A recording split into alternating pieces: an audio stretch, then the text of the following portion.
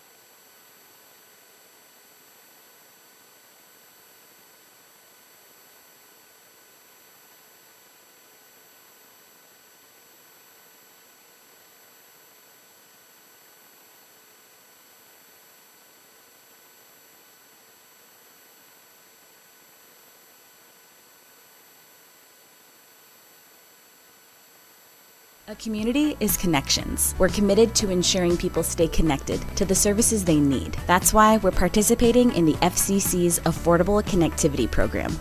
Go to allofiber.com/ACP to learn more. Is a North Platte Post sports presentation. It's time for FNBO American Legion Baseball with the North Platte Post and FM 98.1. Get set and, oh my God, there goes Blaze Seiler! He did it! He successfully stole home! Today's game brought to you by Shelter Insurance, Pete Bowles and Brent Rogo, Dave's Place, Pizza Wings and more on East 4th in North Platte, CT Troubleshooters, Premier Toyota, Sandhills State Bank, Wicked Fast on North Highway 83. Use your My Phillips 66 card and save money on gas. And Lindemeyer Law Office. The pitch swung, driven, deep left field. That one looks to be going all the way, and it is absolutely crushed out of the park. Carter Kelly with the first home run of the season for the Nationals, and it was an absolute moonshot to left field. FNBO Baseball, also brought to you by Larry's Glass, the D&N Event Center. Another round in River's Edge Golf Course. Come have another round with them. Great Plains Health and Great Plains Home Care. Larry's RV. Bill Summers Ford Honda Lincoln Nissan. North Platte Public Schools. Willow Creek Embroidery. Quick Stop Convenience Stores. And Runs Up. Let's play ball. FNBO Baseball from FM 98.1 and AM 1410 and live stream video at northplattpost.com. Here's the voice of the Nationals, Paxton Gordon.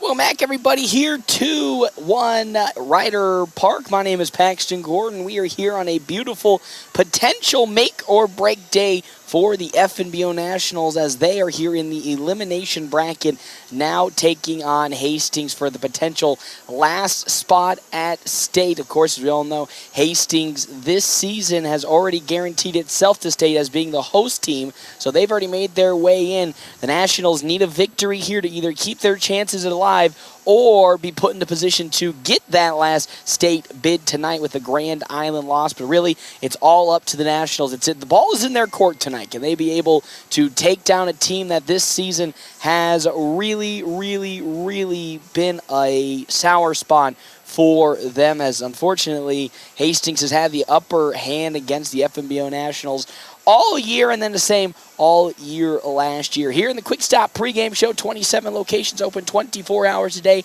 Quick Stop, always open right around the corner. Yes, I know. Everyone, I know what you're all saying out there. My voice is dying. I know. And just at the time of the last game here today, my voice isn't dying. But the hopes of the Nationals are not going to die here today is what I am feeling here today. The head coach Ricky Holm, as well as this team, seem as determined as ever to make it into state this year. Again, there's going to be a bunch of shenanigans, though, afoot if both the Nationals and Grand Island loses in terms of how are they going to make state, or are they going to break that tiebreaker? Of course, not even the officials here know how that's going to happen. So, of course, all that needs to be done to, I'm going to say, guarantee that spot, but at least make sure that the Nationals have a fair shot of making it in is just with a victory here today at Ryder Park. The number 1 seeded 5 Points Bank Hastings taking on the number 3 seeded FNBO Nationals here in an elimination game. We will have that coverage when we come back here again on the Quick Stop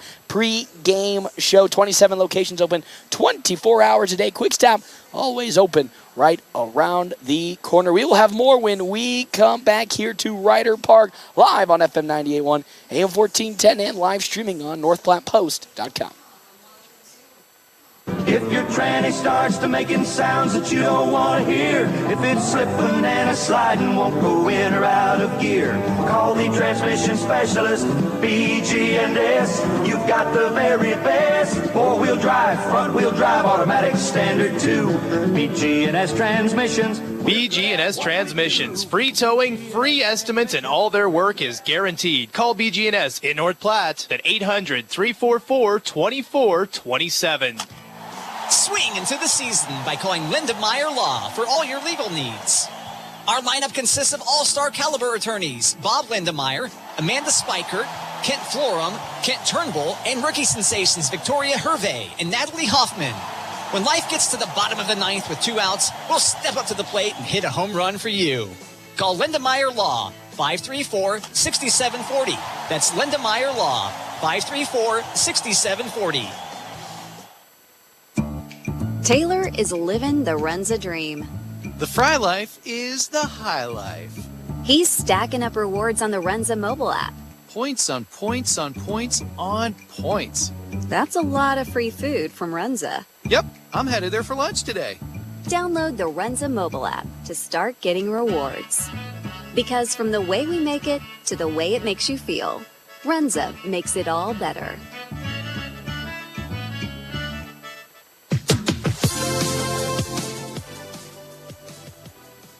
Welcome back, everybody, here to Ryder Park. FNBO Nationals taking on the number 1 seeded 5 Points Bank Hastings today in an elimination game between these two teams. Winner moves on to the next round to take on the potential loser of the Kearney Grand Island game, while the loser will, because the winner will go on, the loser will go home. Of course, Nationals have a little bit of shenanigans that could become afoot here tonight. Afternoon into tonight. So let's play the game of hypotheticals, why don't we? I love me a game of hypotheticals here on a Tuesday. So here's how the way for the Nationals to get in. A Grand Island loss and a win today all but certainly guarantees the Nationals a spot in, because Kearney would, of course, be the other team that makes it in.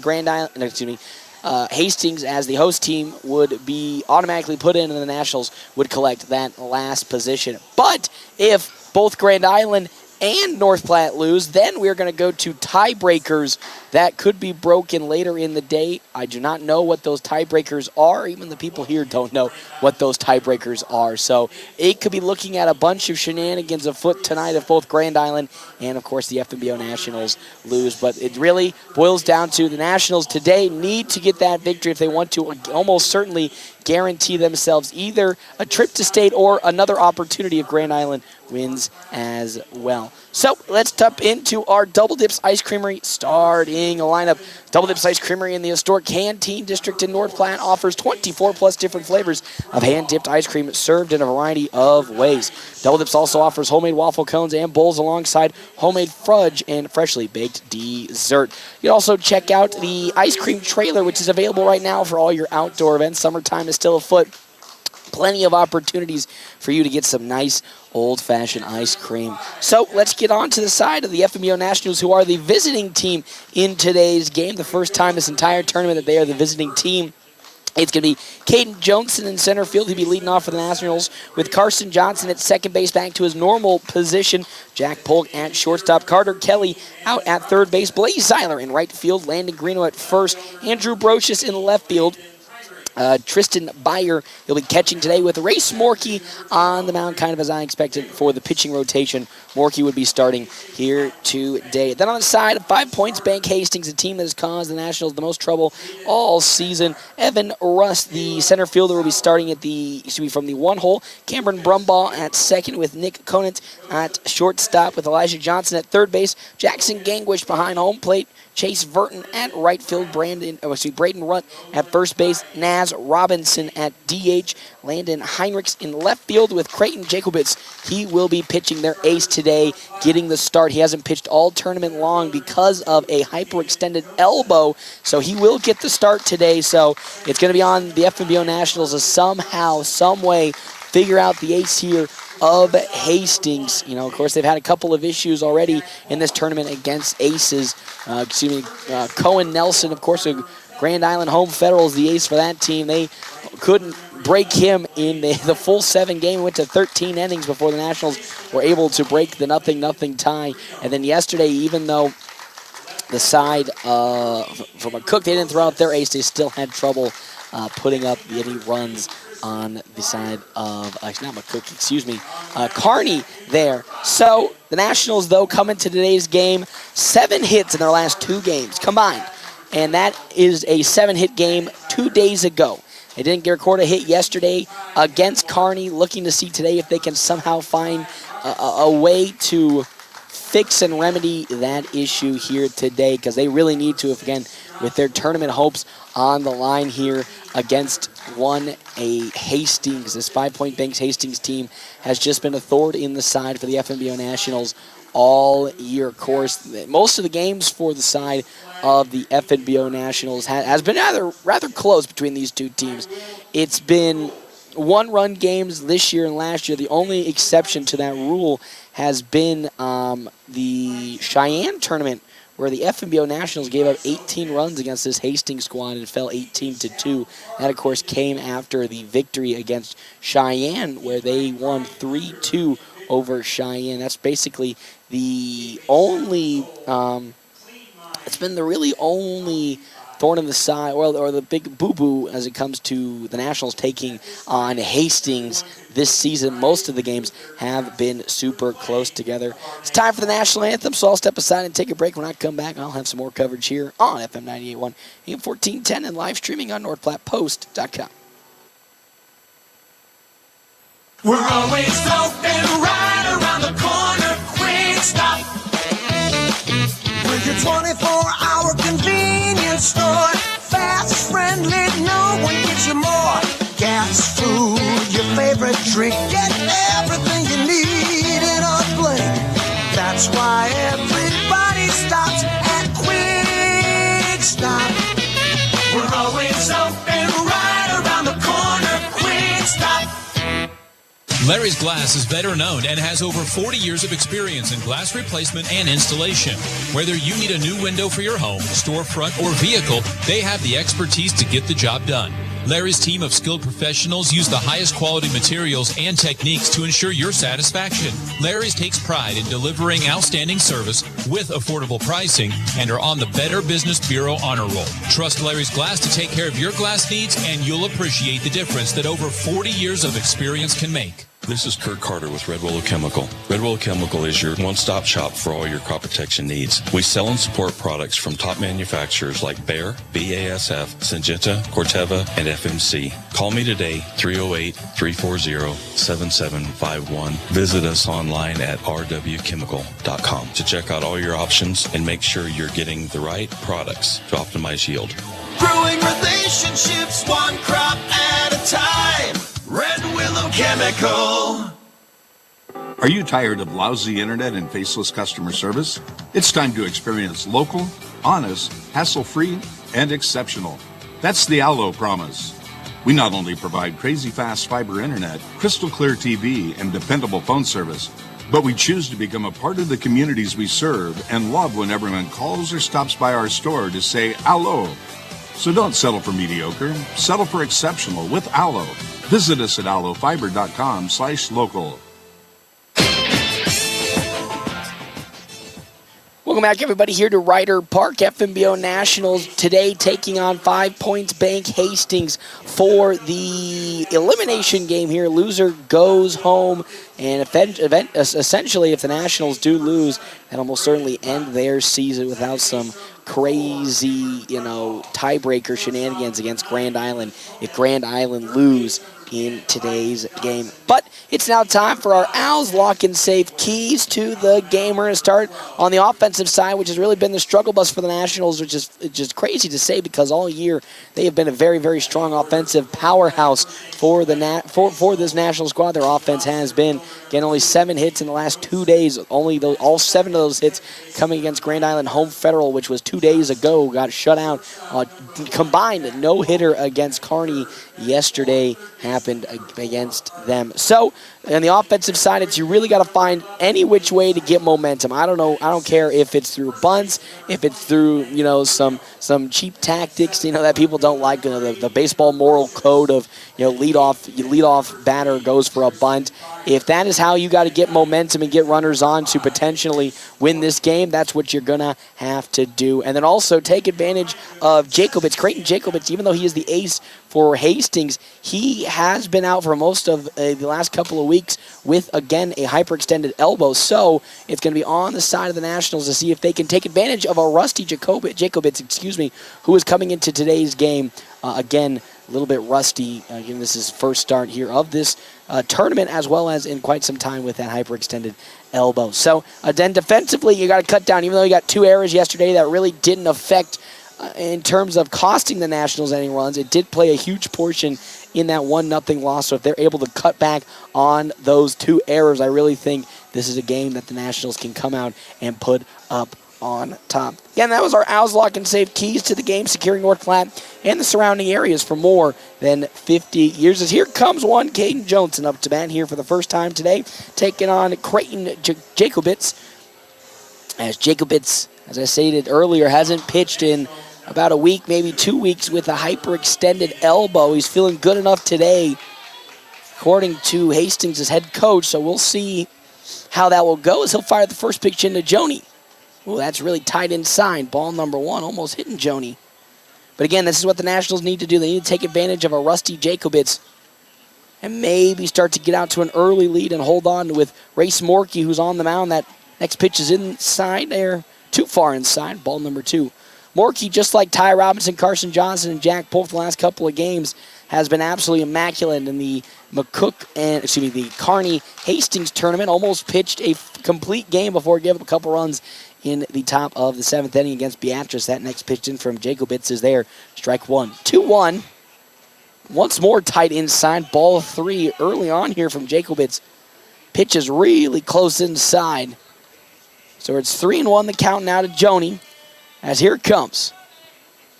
Driven out into right field. Can it fall for a base hit? No, it will not as it gets into the glove of the right fielder, Chance Burton, for out number 1. Good solid contact from Joni. You love it, but unfortunately it just couldn't fall down, and there's already 1 down in this ball game. As Carson Johnson comes up to bat now. again for the Nationals has, unfortunately, yesterday, well, for most of the Nationals, they didn't record a hit. Last couple of games for Carson Johnson, recorded only 2 combined hits through those 3 games. So here is the perfect opportunity for him to get on a hitting streak and really start this game off on the right foot for the Nationals as that off-speed's in there. Strike number 1 from Jacobitz. As the lefty-on-lefty matchup, the 0-1. Way outside and low, ball number 1. It's 1-1 the count now to Carson Johnson. Following Johnson, it's going to be Jack Polk and then Carter Kelly for the Nationals. Here comes this 1-1 pitch in. Swing and a miss from Johnson. He really wanted to hit that one. Put some massive power behind it, but just barely missed it. It's now 1-2 the count. Jacobitz looking at a first strikeout here in this game. The 1-2 pitch. Check swing, but it's in there. Strike 3, down goes Johnson looking. And that is out number 2 here. And that's been kind of the thing for the Nationals as well the last couple of games. Pitches to the outside part of the zone have really foiled the Nationals and really kept them locked up. I recorded at least 5 strikeouts yesterday on that outside part of the plate that got the Nationals frozen up as Jack Polk now comes in. That off-speed from Jacobitz there. Strike number 1. 0-1 with 2 down. Polk up on the bat with Carter Kelly on deck. That one chopped on over to the third baseman, Elijah Johnson, who gloves it. The throw to first is in plenty of time, and that is how this inning will come to an end for the side of 5 Points Bank Hastings. A quick 1, 2, 3, top of the first inning. We're heading to the bottom of the first to see if the Nationals can continue their hot start on the pitching mound here with Ray Smorky up to pitch when we come back. FM 98.1, AM 1410, and as always, live streaming on NorthPlattePost.com.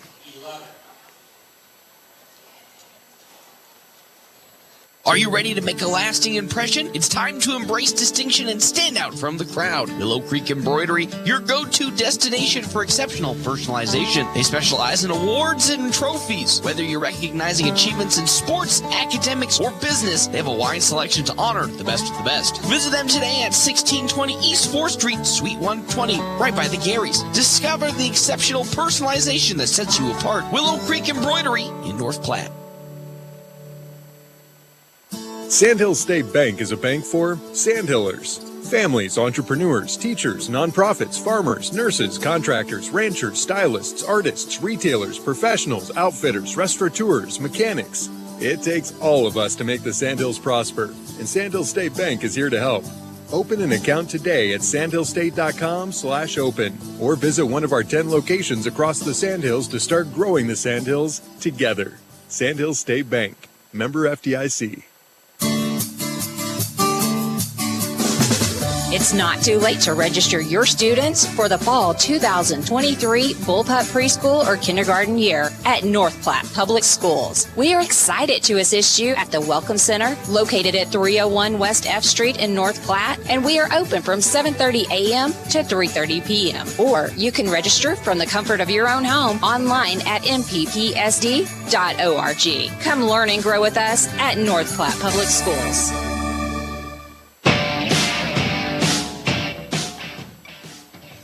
Welcome back, everybody, here to Ryder Park. It is the bottom of the first inning. FNBO Nationals tied up here at 5 Points Bank Hastings. Nothing after a quick 1-2-3 inning for the Nationals to start off when they were batting. They're now on the defensive side here today. Let's see what they can do. Yet again, yesterday against Kearney, it was Ty Robinson. Also, happy late belated birthday to one Ty Robinson. Really wish they could have picked up that victory yesterday as an early birthday, well, not an early birthday present, but a birthday present for Ty Rob instead. But fortunately, they just couldn't do it. But a really strong game from Ty Rob. Went basically the whole game, did go the whole game. Only gave up 3 hits on 1 run to Kearney. And really, that's been the name of the game here for the Nationals this entire A7 district tournament. Their pitching has been absolutely exceptional here when it's counted, and now it's up to Ray Smorky here in a elimination game to continue that streak, and he himself has been having more strong games as well. Last time we saw him was against Beatrice. He only gave up 2 runs in that game. Let's see if right here, going up against, as always, 5 Points Bank Hastings, he can do the same. That first pitch in there, strike number 1 to Evan Rust. as it's currently an 0-1 count. It's up with Rust, then Brumbaugh on deck, and Conant in the hole as that next pitch is down low and outside for ball number 1 from Race Morkey. So it's a 1-1 count now. Nobody out, nobody on here in the Hastings bottom of the first inning. Morkey will get the sign in from Tristan Byer, who's back behind home plate today and delivers. That one driven out to left field and will fall in for a leadoff base hit there on the side of Evan Rust, just barely over the head of Jack Polk and right in front of Andrew Brocious to start this game off with a hit for 5 Points Bank Hastings. And then Cameron Brumbaugh now up to bat here for the side of Hastings for the first time here today. So Rust will lead off this game with the first hit for both Hastings and the Nationals. But let's see if Morkey can ground out to a double, but Carter Kelly's already making his way onto the ground into the infield, thinking Brumbaugh going to lay the bunt down. That pitch way up and out. Ball number 1. 1-0 now the count. 2-1 Cameron Brumbaugh. Again, Kelly expecting Brumbaugh to lay the bunt down. He didn't show the sign of laying the bunt down, but Carter going to still stay on the field just in case. The glance hit Rust at first as Morkey delivers. That pitch right around the knees, but too low for ball 2. It's 2-0 the count now. Following Brumbaugh, Nick Conant, and then Elijah Johnson for 5 Points Bank Hastings. Morkey gets the sign he likes from, again, Tristan Byer. Still catching in today's game. Here's the 2-0 pitch, but they're going to actually try to pick off Rust. He gets back in time, but did have a nice lead, and Morkey almost got him out. So still 2-0 the count for Cameron Brumbaugh. Following Brumbaugh, it's going to be again Conant and Elijah Johnson. Nobody out here, bottom of the first. Runner at first base for Hastings. Morkey delivers. That pitch tight inside, but it finds the mark for strike number 1. It's 2-1 the count now to Cameron Brumbaugh.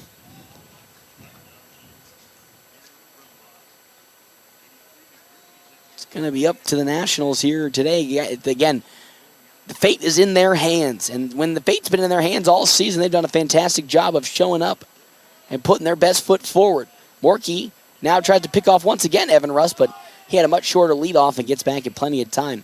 Brumbaugh hasn't been showing bunt the entire at-bat, but Carter Kelly, still ever persistent just in case, is on the infield. Again, nobody out. If Brumbaugh grounds out, could be a double. That one turned on. It's drifting high up in the sky towards Caden Johnson in center field. He gets under it and gloves it for out number 1. As now Johnson will glove it for out number 1. As now here comes Nicholas Conant, who'll be now up to bat, following the pop fly to center field from Caden Johnson, or to Caden Johnson. It's exactly, again, what the Nationals have been doing all this tournament. Pop-ups and easy ground balls have been the name of the game. And if they have been giving up hits, they've been mostly just little singles up the middle or just little grounders. So nothing really has been getting too far out into the outfield as that pitch is high from one Race Morkey. Ball number 1 around the face. Rust is still on over at first base. And with one down, Conant not looking to bunt yet again. So Carter Kelly's now back to his normal position on the dirt. Pitch once more again with the fastball. That's high. Ball 2 from Race Morkey. 2-0 the count. Still once more Rust at first. Byer still, again, taking over for today's game. Caught nearly 200 pitches in the 13 innings game against Grand Island Home Federal. Another pickoff attempt will get Evan Rust back. So again, keeping Rust on his toes just in case he makes the bad read and tries to take off. He's yet to really attempt one, as that one is popped up and driven to left field. Back at it goes Brocious, still going at the wall, and it is absolutely crushed out of the park. A 2-run home run given up here by Race Morkey in the bottom of the first inning. It's now 2-0 in favor of 5 Points Bank Hastings. Morkey left one up in the zone. Conant turns on it, and the wind helped carry it over the fence line. The wind pushing directly from back on over to left field gets it out of this park. And now it's 2-0 in favor of 5 Points Bank Hastings. First home run given up of this tournament for the Nationals.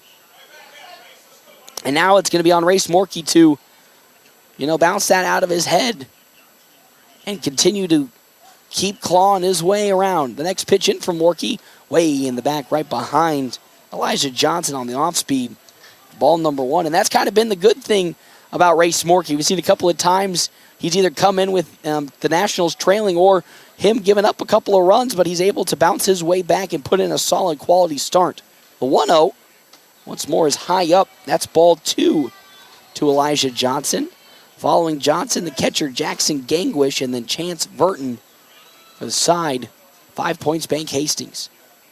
Morkey into his windup once more with the 2-0 pitch to Byer. That one swung on and missed by Johnson. Strike number 1. It's 2-1 the count now. Elijah Johnson hitting just a smidge under 500 here today. The 2-1 is chopped foul down towards the Hastings dugout for strike number 2. Now Morkey in a good spot at a 2-2 count, looking for his first strikeout today and the second out of this inning. It'll be a nice bounce back after giving up that 2-run home run. Morkey with his 2-2 pitch now on the way, delivers. Oh, just a smidge too high, and that's ball 3 into Elijah Johnson. It's now a full count, 3-2 with 1 out. Bottom of the first, Hastings with a 2-0 lead, 2 runs on 2 hits, no errors so far. Morkey into his windup, 3-2 pitch on the way. Beautifully swung on and picked up by Carter Kelly at third. The throw to first in time. And there's out number 2. Great glove by Carter Kelly. He actually bobbled the ball when he had it on the floor, picked it right back up, slung it from his knees down to first, and it gets the out in time. So down goes Elijah Johnson on the ground out. Good bounce back from Race Morkey after giving up that 2-run home run. Now we'll be facing the catcher Jackson Gangwish. Gangwish, just like Throckmorton of Kearney, has had the number of the Nationals when they try to steal. As that first pitch, a nice one in from Morkey for strike number 1. And Gangwish has been really, really good against the Nationals from behind the plate, really limiting the steal opportunities when the Nationals are up to bat. As here comes the 0-1 pitch from Race Morkey. Ooh, that one got off his arm a little, got off his hand a little wrong, and it slides past Tristan Byer for ball number 1. 1-1 the count. Again, Byer back behind home plate after taking a day off yesterday. Essentially defensively, he was the DH in that game against Kearney. Again, that 1-0 loss where the Nationals got combined no hit. Here comes the 0-1. That one skirting on the zone, but it makes its way in for strike 2. 1-2 the count now to Jackson Gangwish. On deck being Chance Burton and Braden Rutt in the hole for 5 points, Bank Hastings. Here comes that 1-2 pitch to end the inning. That one looped, and it'll get into right field for a base hit. So that's the third hit of this inning for 5 points, Bank Hastings. And with 2 down, Jackson Gangwish gets on for the single. And now here comes Chance Burton, as well as a courtesy runner coming on for the side of 5 points, Bank Hastings. That's going to be Lucas Gabriel taking over at first base now for Gangwish. Now Burton up to bat with 2 down, looking to continue this inning for Hastings. They already have 2 runs up on the Nationals following a 2-run home run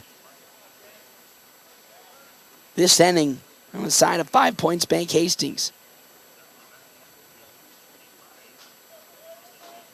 That home run, of course, coming off of Nick Conant. Another pickoff attempt there as Morkey almost got Gabriel, but Gabriel gets back just in time. So there's still 2 down in this inning for the Nationals, so still in a nice, comfortable position, even though they're down 2 runs. Not an insurmountable lead early on. Morkey will take his glance at first and get ready. First pitch in is swung on, and that's going to be fouled off the bat there of Chance Burton. So with that runner, Lucas Gabriel will make his way back to first. But now it's an 0-1 count into Vernon as, again, Braden Rutt on deck with Naz Robinson in the hole for 5 points. Bank Hastings here again, bottom of the first inning of this elimination game between the Nationals and the number 1 seed at 5 points, Bank Hastings. Morkey with his 0-1. That one tight inside, and it makes its way back into the zone. 0-2. Again, these two teams have played each other super tight all year, minus Cheyenne game where Hastings got the upper hand 18-2.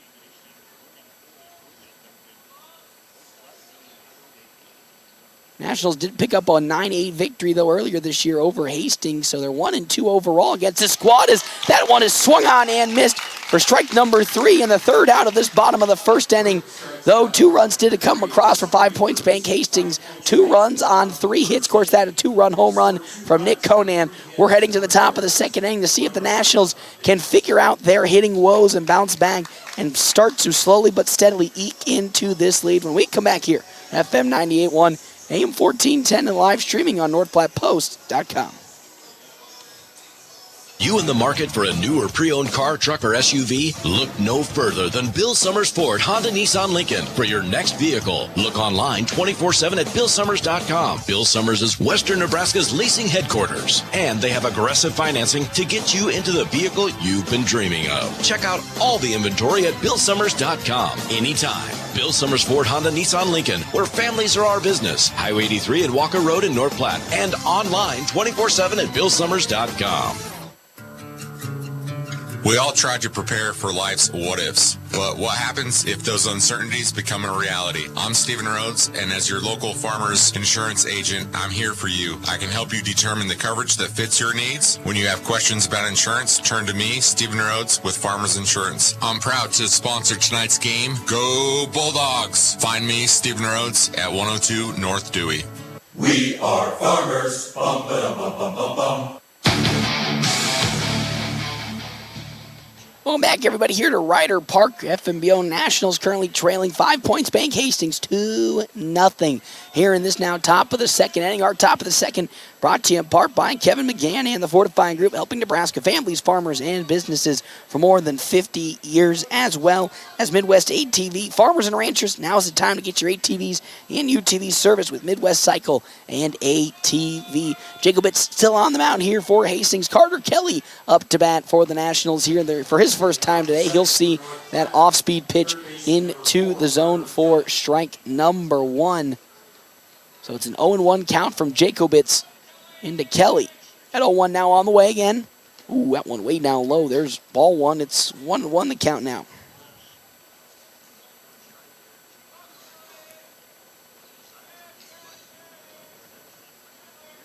And now that 1-1 is delivered. Swing and a miss on the side of Carter Kelly. That's now currently sitting at a 1-2 count to Carter Kelly, playing third base here today. Would not like to strike out here to start this inning. Jacobitz fires away. Whoa, that one tight inside. That's going to bounce off of Carter Kelly's thigh. And with that, he'll make his way on over to first. And that's kind of been the early indications here from the side of Creighton Jacobitz.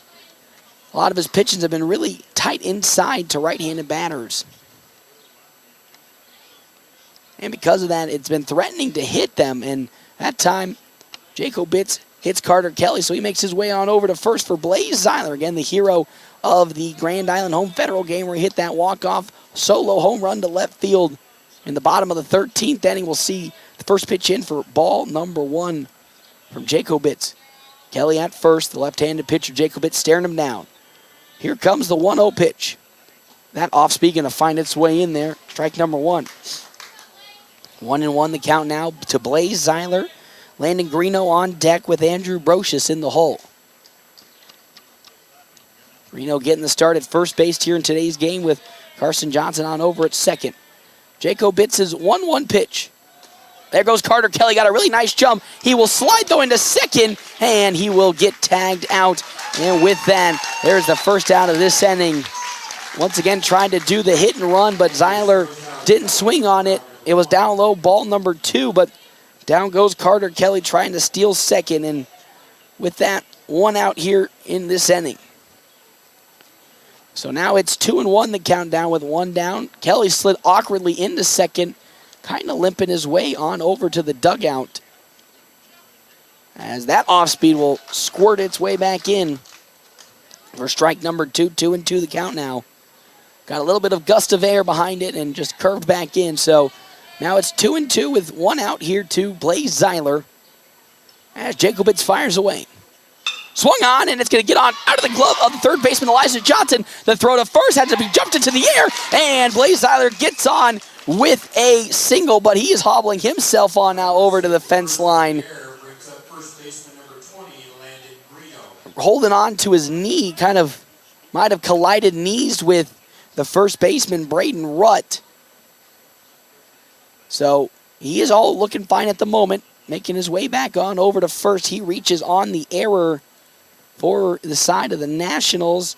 Their first base runner on with a technical hit. Well, an error isn't really a hit, but first one we've seen in quite some time of the Nationals getting on as here comes Landon Greeno up to bat now for FNBO.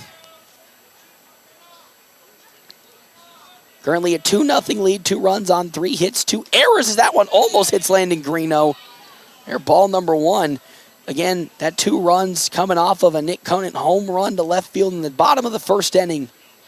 But now Blaze Zeiler's on over at first, a steal threat for the Nationals with his speed. It's 1-0 the count to Greeno as Jacobitz fires. Ooh, that one gonna hit Greeno in the elbow. And with that, another hit by pitch player for the Nationals. And Greeno now makes his way on over to first for Andrew Brocious to come up to bat. Once again, playing in left field. He has a perfect opportunity here to really start putting a dent in this lead for Hastings as the Nationals have a runner at second and first, Zeiler at second. Greeno on over at first. Brocious, though, looking to get into a rhythm once again hitting-wise. Had a tough stint towards the end of June and into July, but now is the best opportunity to come up big for the Nationals. A single into the outfield will most certainly score Zeiler. 2-0 is the lead. Jacobitz glances at second and delivers. Brocious will see one right down the middle there, strike number 1. Also, thank you to our sponsors, Clear Focus Eye Care. Clear Focus Eye Care, specializing in preventative eye care, dry eye treatment, and vision therapy. Schedule your appointment here today. An 0-1 count into Brocious. 2 runners on the base paths for the Nationals at second and first. Zeiler almost got picked off, but was able to just barely get back into second safely. So we'll still sit at 0-1 the count with 1 down here. Zeiler again at second, Greeno at first. On deck going to be Tristan Byer with Race Morkey in the hole. That is 7, 8, and 9 currently at bat and up in the order. Jacobitz take a glance and again try to pick off Zeiler. They'll get out into center field and Zeiler won't get up in time to make his way on over to second. That's the second time here in consecutive pickoff attempts that Zeiler has almost been picked off, but the ball has just squirted past second baseman's glove on both of those attempts, so a little bit of luck on the side of the Nationals. 0-1 the count now. Still is where we're at against Brocious. 2 runners on. The pitch from Jacobitz. Another off-speed down the center there. Strike 2. It's 0-2 now to Brocious.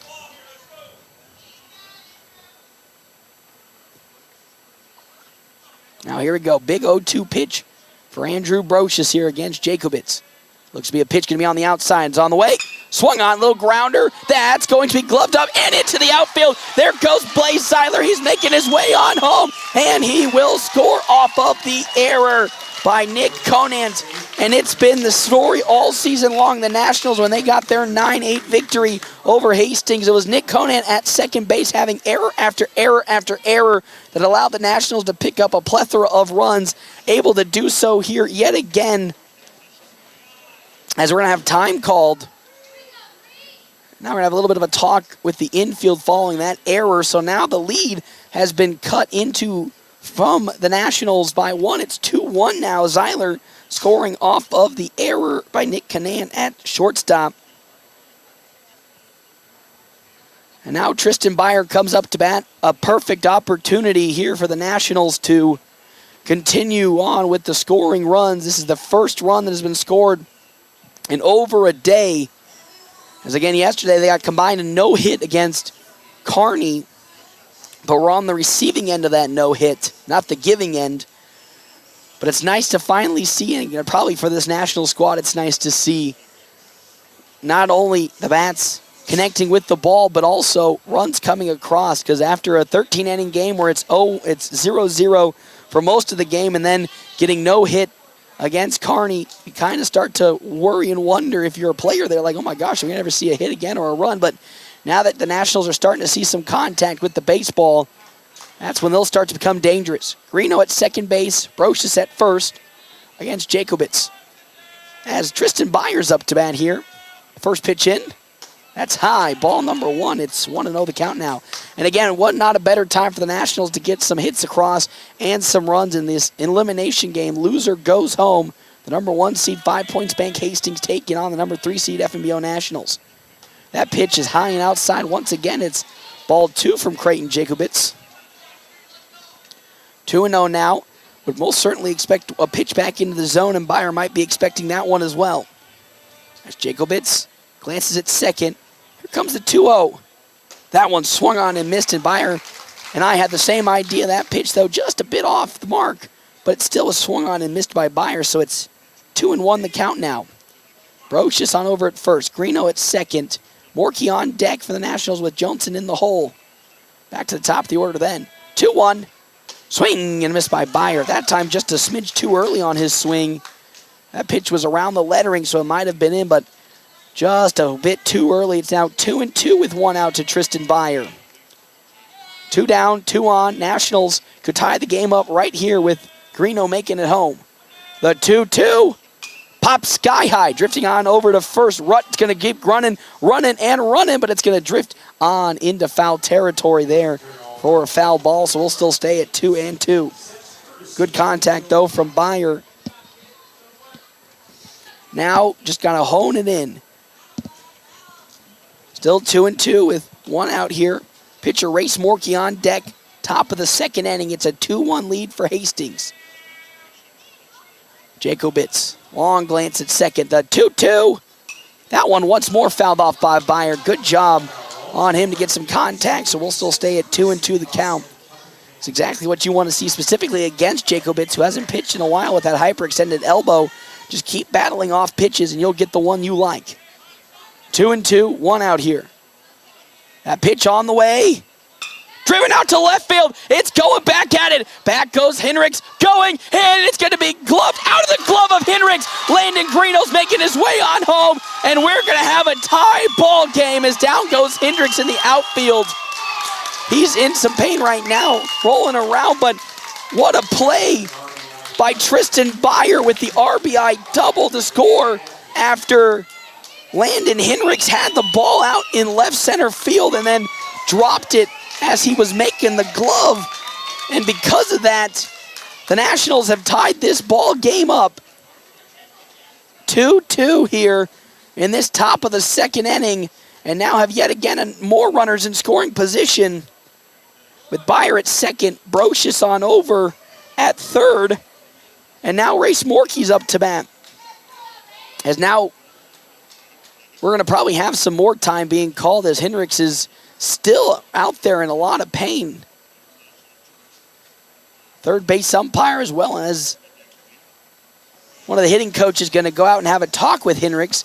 Hendricks was making his way on over for the glove in left center field, and as he landed, dropped the baseball as he rolled on over, so something must have happened. It's looking like a back. Yeah, it's right now he's holding his shirt up like it's either a back or a rib injury. And he's going to make his way out of this game, it looks like, so far at the moment. So we'll have a new player potentially going in for Landon Hendricks. Yeah, he's gesturing to a rib, it looks like. So as he was coming down, landed awkwardly on his rib cage and dropped the baseball. And because of that, Nationals were able to convert and score on their first hit of today's game.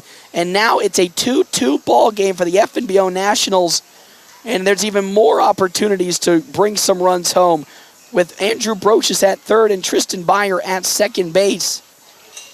Talked about how this is the best game for the Nationals to really, I don't want to say resurrect their hitting, but get it back together. And so far, looking much more poised in the batter's box and looking way better. That's their first hit of this game, but have had multiple people on the base pads already. It's 2-2. 2 runs on 3 hits, 2 errors for the side of 5 Points Bank Hastings. 2 runs on 1 hit and no error for the Nationals here in this top of the second alone. They've gotten the 2 runs and now are tied up for pitcher Race Morkey to come up to bat. Again, 2 runners in scoring position. Byer at second, Brocious at third against Creighton Jacobitz, who's looking a little shaky here in this top of the second. I say that, finds a zone with that pitch. 0-1 now to Morkey. Johnson on deck with Carson Johnson in the hole for the Nationals. Jacobitz sets, and here comes his 0-1 pitch. Popped up. That one going out to center field. Back at it goes Evan Rust, tagging up his Brocious. The throw on over to third goes Byer. He slides in, and another run comes home off of the sacrifice fly out on by Race Morkey. The Nationals have now taken the lead in this ball game 3-2 with the sacrifice fly. Absolutely magnificently done by Race Morkey, and now Caden Johnson comes up to bat with an opportunity to bring yet again another run home for the Nationals. He flew out in his first plate appearance to chase Burton on over in right field, but Joni, so far this tournament, has shown many a times with runners in scoring position, he can convert.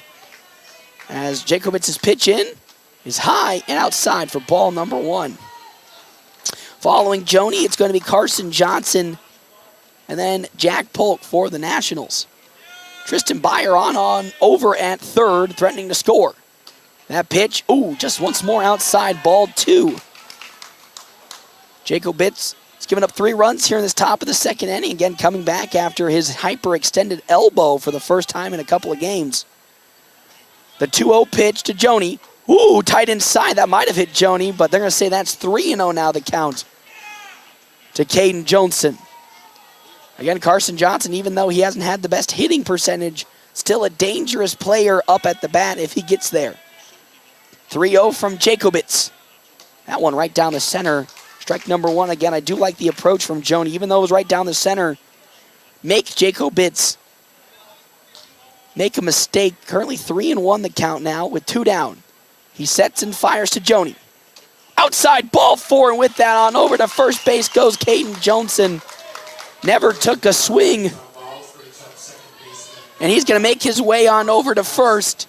And now there's 2 runners on for the Nationals at the corners. Joni at first.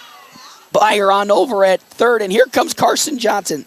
Even though Johnson struck out looking in his first plate appearance and has had a pretty, I wouldn't say lackluster, but a quiet hitting performance for the Nationals here at the A7 District Tournament. Still a threat if given the right pitch. The first pitch from Jacobitz. Nice curve in there. Strike number 1. Currently an 0-1 count. Polk on deck with Carter Kelly in the hole for the Nationals. Still a runner in scoring position. Tristan Byer on over at third base. Jacobitz here with his 0-1 pitch.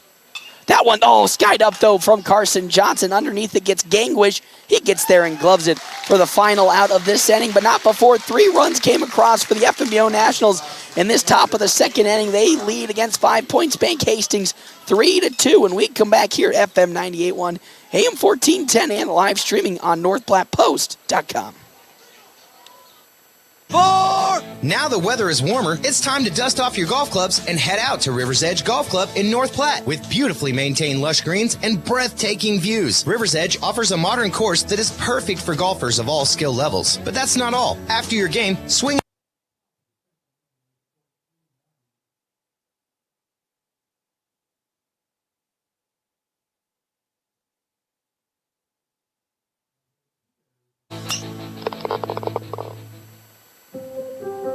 Growing up, my parents always encouraged me to do what's right, even if it wasn't easy. I'd always hear my mother's voice say, "Do the right thing." That stuck with me. Every day, just do the right thing. That's it. The rest takes care of itself. At Shelter Insurance, we believe in doing the right thing for our customers and our communities. See me, Pete Volz, at 501 South Jeffers for a free insurance review. Welcome back, everybody, here to Ryder Park. It's the bottom of the second inning. FNBO Nationals currently leading against 5 Points Bank Hastings 3-2. 3 runs on 1 hit. No errors for the Nationals. 2 runs, 3 hits, 2 errors for the side of 5 Points Bank Hastings. Hey, big shout out to our sponsors here for today's game. Kevin McGann with the Fortify Group. Check out Kevin McGann and the Fortify Group at his new location, 621 South Dewey, Suite B. Alongside Premier Toyota. Premier Toyota just south of I-80 in North Platte invites you to stop out and take a test drive here today. Premier Toyota, let's go places. As coming up to bat here for the bottom of the second inning for the side of 5 Points Bank Hastings, Braden Rutt, as Morkey would love to go this inning, not giving up a run and hold on to this slim one-run lead for the Nationals. First pitch into Rutt. Off speed is high and away for ball number 1. Want to know the count now to Rutt. Following Rutt, Naz Robinson, then Landon Henricks. Again, Henricks, last inning, had a little bit of a rib injury out there in left field, but he's okay and still in the game. The 1-0, it's in there. Strike number 1, good bounce-back pitch from Morkey. Again, talked about it after it happened when he gave up that 2-run home run to Nick Conant. Talked about how Maurice Morkey is really, really good at bouncing back, and he was able to do so, getting out of that inning unscathed and now looking to finish the rest of the game without giving up a run, as that pitch was once again too high for ball number 2. It's 2-1 the count now. 2-1, nobody out, 3-2 lead for the Nationals. Morkey's pitch on the way. Ooh, that's down low, ball 3 from Morkey. Would not like to start this inning, though, off with the walk, if he can avoid so. Morkey now with his 3-1 pitch on the way to Rutt. That one skied up, drifting on over to left field. Brocious running on to get it.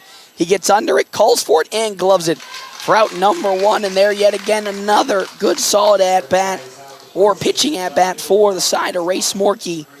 Able to fly out Braden Rutt when he was in a little bit of a down position, being 3-1 in the count. And now Naz Robinson comes up to bat with 1 out here in this bottom of the second inning.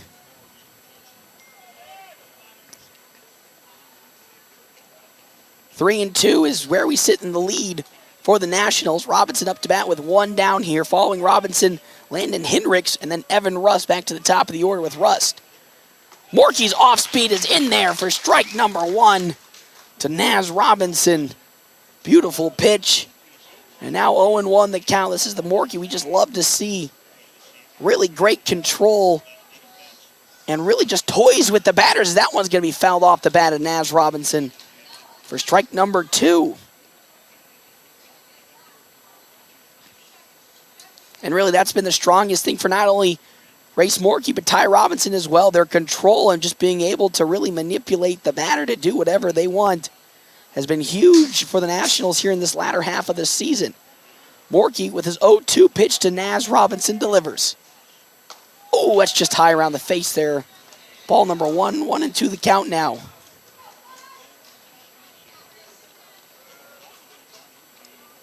Following Robinson again, it's going to be Henricks. Again with that rib injury, 1-2. Oh, swung on and missed by Naz Robinson. It was a drop third strike, but it doesn't matter either which way, as there is the second out of this inning as Tristan Byer slings it on over to first. And there's 2 down now in this inning. With Landon Heinrichs up to bat again, it's tough to say, but got a little injured out in left field trying to make the grab that allowed the Nationals to tie the game up against Hastings here just an inning ago. He seems to be okay right now. Was pointing to his rib cage, but still out there playing some ball as Morkey fires into Henricks. That one rocketed over to Carter Kelly and gloved. A quick 1, 2, 3, bottom of the second inning. We're heading to the top of the third. FNBO Nationals leading in this one 3-2 when we come back here to Ryder Park on FM 98.1, AM 1410, and live streaming on NorthPlattePost.com. Hey, at Premier Toyota, you'll find a friendly and easy-to-work with staff that'll help you find the perfect car. And whether you're looking for something new or pre-owned, Premier Toyota's got a wide selection of vehicles to choose from. Plus, Premier Toyota has Toyota-trained technicians, so you know you're always getting the very best in service and repairs. Schedule your service and factory-scheduled maintenance today and keep your car running strong. Stop by today and see why Premier Toyota is the #1 choice for car buyers. Let's go places. For for fun conversations and amazing pizza, come to Dave's Place. Dave's Place on East 4th Street in North Platte. Dave's Place is a great summertime place with their incredible fresh pizza of the month, wings, specials on beer, and cocktails. And Dave's Place is kid-friendly, so bring them in for a fun time this summer. Dine in, carry out, or DoorDash. Dave's Place is a North Platte tradition at 1510 East 4th Street.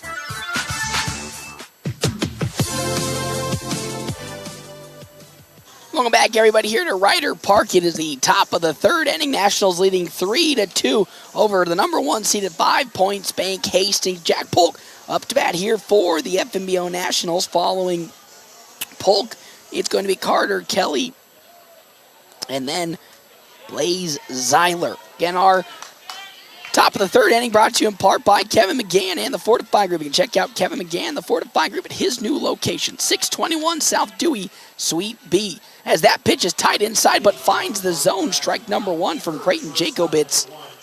Also, thank you to our sponsor, Dave's Place Pizza and Wings. You can find out more on 1510 East 4th Street.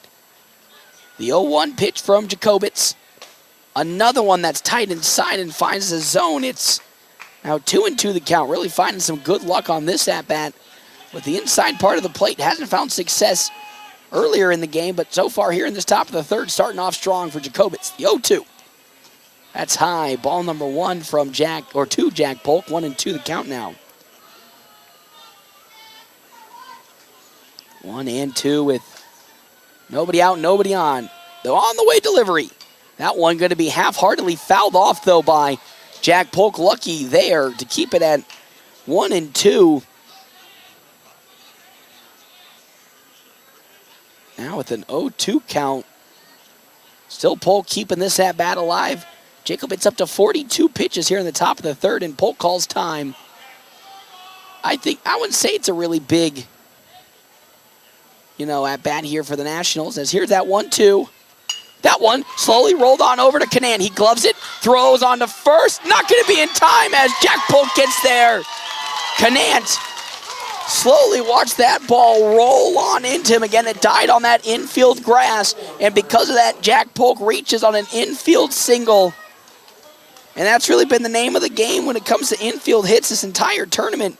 The grass has just been an absolute momentum killer for any team. And because of that, it slowly rolled to Canaan and allowed the speedy Jack Polk to get to first.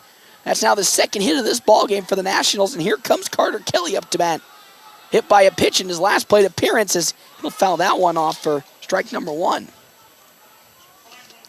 3 runs on 2 hits, no errors for Carter Kelly. 2 runs on 3 hits, 2 errors already for a side of 5 Points Bank Hastings. Those 2 errors have played big for the Nationals already in their 2 innings of hitting. Now, we're going to see if they can do it in their third. The 0-1. That one lopped slowly on over to Canaan. He gloves it. The throw to second to get the easy first out, but will not be in time at first. So, lucky that time for Canaan to glove it. He'll get the force out at second base, so Polk will go down.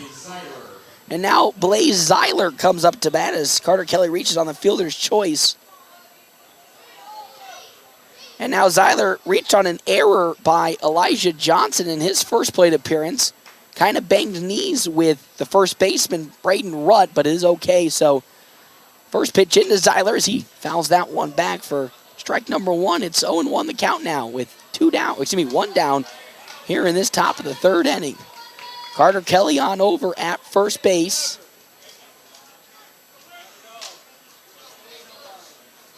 Jacobitz takes a glance at first and will deliver it to Zeiler. And by direction, they'll try to pick off Carter Kelly, but he gets back in time.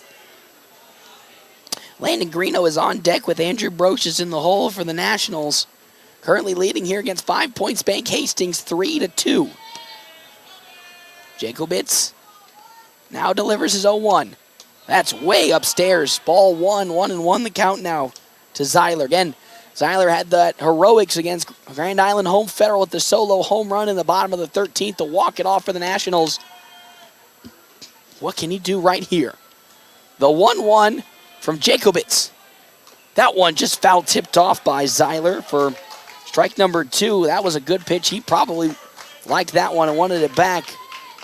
just got a little bit of the tip of the bat on it. It's now 1-2 the count now with one out here in this inning. 48 pitches already for Creighton Jacobitz, 32 strikes and 16 balls.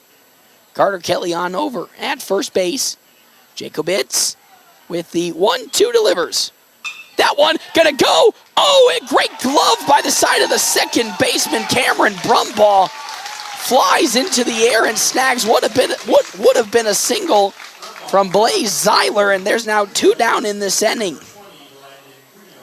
Beautiful glove by Brumball. You couldn't ask for anything better on the side of Blaze Zeiler. But now there's 2 down in this inning for Landon Garino to come up to bat. He was hit by a pitch in his first plate appearance in that top of the 3rd inning. Later scored as Kelly at first. That off speed on the outside part of the zone finds its way in. Strike number 1 to Garino. Again, playing first base today. Brocious on deck with Tristan Byer in the hole. Carter Kelly on over at first. Nationals lead 3-2. Jacobitz will now fire. Whoa, that one down low. Now it's 1-1. The count almost got away from Gangwish, but he's able to cover it up. So it's a 1-1 count now with 2 down. Nationals 31-19 on the season, having their best regular season ever since head coach Ricky Holm joined the team. The 1-1. Once more outside. There's ball number 2. Again, Jacobitz trying to work the outside part of the zone. Got lucky on the first one, but so far in the last 2 hasn't been so lucky. 2-1 as he sets and fires away. Ooh, that off speed though, round the knees is in for strike number 2. It's 2-2 the count to Landon Garino. Looking to keep this inning alive with Carter Kelly on over at first base. Jacobitz, long glance at first, delivers. That one reached on and fouled off there on the side by Landon Garino. Just barely able to get his bat on it. And now, once again, we'll sit at 2-2 the count. With 2 down here in this top of the 3rd inning for the Nationals. As here comes the delivery on the way. There goes Carter Kelly. That one slowly rolled up the center. Canan gloves it, throws it on the first. It'll be there in plenty of time. And that's how the inning will come to the end. The Nationals did have some chances to score, but couldn't get anything going. They still lead, though, in this ball game 3-2 when we come back here. FM 98.1, AM 1410, and live streaming on NorthPlattePost.com. After I drop the kids off, I have to run across town for a meeting, hit the gym during lunch. Jake has soccer tonight, and Emily has gymnastics? Oh, did I turn on the crock pot this morning? With a never-ending to-do list, it's easy to forget something important, like setting up a life insurance plan with Shelter Insurance. Your local Shelter agent can show you how to create a safety net for your family. Shelter Life Insurance Company, Columbia, Missouri. Find me, Brent Rogo, at 502 East Francis. CT Computer Services of North Platte has laptops for under $300 now in stock. If your computer is running slow, it probably needs a tune-up. Take it to CT Computer Services. The basic tune-up price is only $50 and save more on Tune-Up Tuesdays. CT Computer Services sells both new and refurbished desktops and laptops, and they have laptops for under $300 in stock now. See your IT guys at 905 South Willow or give them a call, 534-3628. Welcome back, everybody, here to Ryder Park. FNBO Nationals currently leading the number 1 seed at 5 points. Bank Hastings 3-2, 3 runs on 2 hits, no errors. 2 runs on 3 hits and 2 errors for 5 points. Bank Hastings. Hastings essentially doesn't have really anything to play for other than to go for a district tournament championship. Nationals have all the reason to play for and put in their most A-plus effort with their tournament on the line. Loser goes home. If the Nationals win, they have a really, really high percentage chance of being guaranteed state by the end of the night if Grand Island loses. But if they lose and Grand Island wins, the season officially will come to an end for the Nationals. But so far playing really, really well here. Again, I talked about how they needed to take advantage of Creighton Jacobitz, who's coming back with a hyperextended elbow injury. If they're able to take advantage of that early on, that could spell some good things later down the line for the Nationals as They were able to do so and lead 3-2. Is up to bat here in the bottom of the third. Evan Rust, he singled over the head of Jack Polk in his first plate appearance. Big thank you, though, to our sponsors for today's game, Kevin McGann and the Fortify Group. You can check out Kevin McGann and the Fortify Group at his new location, 621 South Dewey, Suite B. Alongside the Shelter Insurance guys, Pete Bowles and Brett Rogo. Go see them for auto, home, life, and more. It's Shelter Insurance. That first pitch into Rust is down at the knees. Strike number 1. 0-1 count. Again, Russ singled over Jack Polk in his first at-bat. Ooh, that's tight inside as Rust had to avoid it. There, ball number 1. It's a 1-1 count now. Following Evan Rust, Cameron Brumbaugh, and then Nick Conant, who hit that home run in the bottom of the first inning to give 5 Points Bank Hastings the early 2-0 lead. The 1-1 from Morkey on the way. That one going to find its way in. Strike number 2. That time playing the outside part of the plate very well. It's 1-2 now, with Morkey looking for the first out of this bottom of the third inning. He sets and he fires away the 1-2. Swing and a miss. Down goes Evan Rust, swinging for his first strikeout of this ball game for Race Morkey. And there's one down here in this bottom of the third inning. As Cameron Brumbaugh comes up, he flew out to Caden Johnson out in center field. Again, talked about, even though Race Morkey gave up those 2 runs in that bottom of the first, he has been known all season to bounce back and pitch spectacularly after that, and he's doing so far right here with that off-speed in there. Strike number 1 to Brumbaugh, 0-1 the count now. Following Brumbaugh, Nick Conant, and then Elijah Johnson, so still a little bit of ways to get out of this setting, but off to a hot start. 0-1. Ooh, way outside. There's ball number 1. Morkey up to 39 pitches here in this bottom of the third. 24 strikes and 15 balls. Already way ahead in terms of pitch count compared to Creighton Jacobitz, who's up to almost 60. As now, here comes the 1-1 count from Morkey. That one's skied up, but it's going to drift foul in foul territory. For strike number 2, it's a 1-2 count now to Cameron Brumbaugh.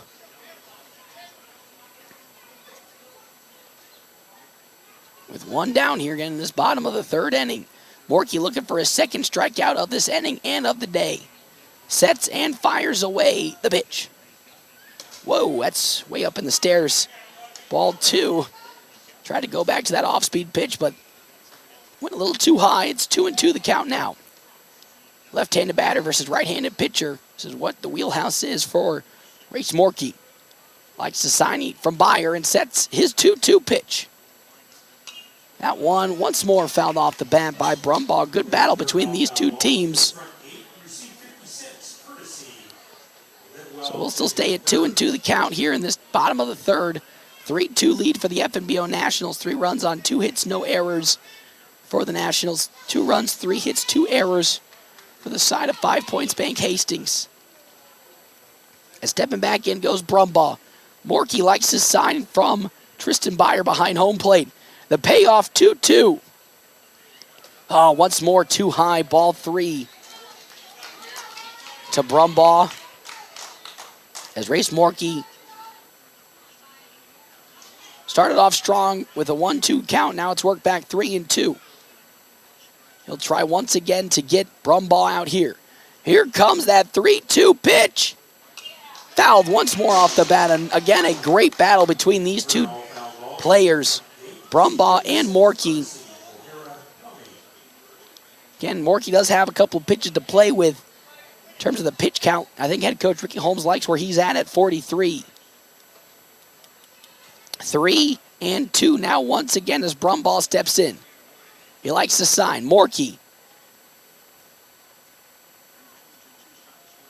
Long wait and now called time by Cameron Brumbaugh. A little bit of some mind games between Morkey and Brumbaugh. As Morkey went for the very, very long pitch. Here comes the windup. 3-2. Tight inside, and that's not going to be there. That's ball 4, and with that, Brumbaugh draws the walk and makes his way on over to first for Nick Conant, again, who hit a home run in his last plate appearance. A 2-run shot to left field that gave 5 Points Bank Hastings the early 2-0 lead in the bottom of the first. Has the basically exact same situation with the runner at first base being Brumbaugh and 1 out. Morkey, not wanting to replicate what happened last time, will probably pitch around. Oh, way upstairs from Morkey on the fastball. 1-0 the count now. Following Conant's going to be Elijah Johnson, then Jackson Gangwish for 5 points, Bank Hastings. Hastings, they're trying to find their way back in now, trailing for the first time today, 3-2. A pickoff attempt will get Brumball back. 1-0 still the count with 1 down here. A ground out could end this inning with a double play. Again, talked about how Race Morkey hasn't allowed really anything deep to the outfield minus that home run. And that's really been how the Nationals have played this pitching game for the last couple of weeks. There's another pitch way upstairs. That's ball 2, and now Tristan Byer's going to call some time to go talk with the young Race Morkey. And that's what you just love about an experienced catcher like Tristan Byer. He sees that, and right now Morkey's trying to pitch away from Conant to not allow him to connect on another hit, another home run if possible. But he's kind of getting a little bit into his head with it, so out goes Byer to have it talking. Here we go. 2-0 the count now. Runner on over at first being Brumball. As Morkey, another pickoff attempt, gets Brumball back. So we'll still once again sit here at 2-0. Ready to rock and roll. Whew, Morkey, deep breath. Delivers. Another pitch up in the zone. That's 3 straight pitches now from Race Morkey, all to the same position, high and tight inside. So Morkey just needs to find a way to get that pitch down back into the zone. Doesn't want to walk Conant here. And he will able to walk Conant there on a 4-pitch walk. And now here comes head coach Ricky Holm to have a talk with his pitcher, Race Morkey. As Elijah Johnson comes up, grounded out to Jack Polk in his first plate appearance. And now Ricky can have a talk with Race and the infield. Again, to talk now with a scoring opportunity now afoot for 5 points, Bank Hastings. They have Brumball on over at second, Conant on over at first. Elijah Johnson did ground out in his first plate appearance for Hastings. But really, this is just a way to see if the Nationals can get Morkey calmed down a little bit now. All 4 of his pitches were high and tight inside for a walk to Conant, which makes sense. Again, he hit that home run in the bottom of the first inning to give 5 points Bank Hastings that 2-0 lead. But now it needs to get back into a rhythm here. With 2 runners on and only 1 down here in this bottom of the 3rd inning. Nationals leading by a slim 1-run lead, 3-2. Morkey likes the sign he gets from Byer. Long glance at second and will deliver his first pitch. That one slow grounder. That's going to be out of the glove reach of Jack Polk. Dies on the outfield. Actually, here comes a throw home. It's not going to get in time. And just like that, an RBI single ties this game up now for Hastings as Johnson just barely got it past the outreach glove of Jack Polk. And now we're tied 3 apiece here for Jackson Gangwish to come up to bat. He singled over the head of Carson Johnson in his first plate appearance. And now it's a 3-3 ball game here at the moment.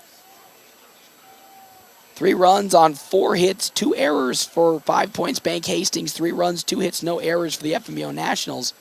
Morkey looking to get out of this inning. Again, not allowing any more runs to come across. There is 1 out, though, here in this bottom of the 3rd. As he glances at second and delivers. That good bounce back pitch in there in the zone. Strike number 1. So 0-1 with 1 down. There's going to be Nick Conant over at second and Elijah Johnson at first for Hastings. As Morkey likes that sign from Byer after a long wait. 2 glances and delivers. Whoa, that one going to get almost out of the glove of Tristan Byer. That pitch very far outside, but Byer, being the experienced catcher he is able to smush it, and now it's a 1-1 count, but the runner's not advancing.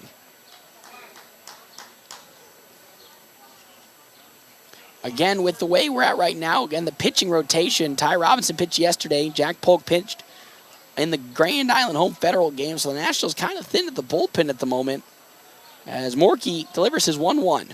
Oh, way upstairs yet again. It's 2-1 the count now. Morkey losing a little bit of his control here in this bottom of the third inning. And now that, again, here comes the interesting decision. Will head coach, still put his faith in the young pitcher to get back on track, or will he start warming up somebody here in this bottom of the third? 2-1 with one out. Morkey glances at second twice and delivers. That one skied on up towards center field. Joni running at it, still running at it, gloves it. The tag up from second, but nope, not going is going to be Conan. And with that, there's 2 down here in this inning.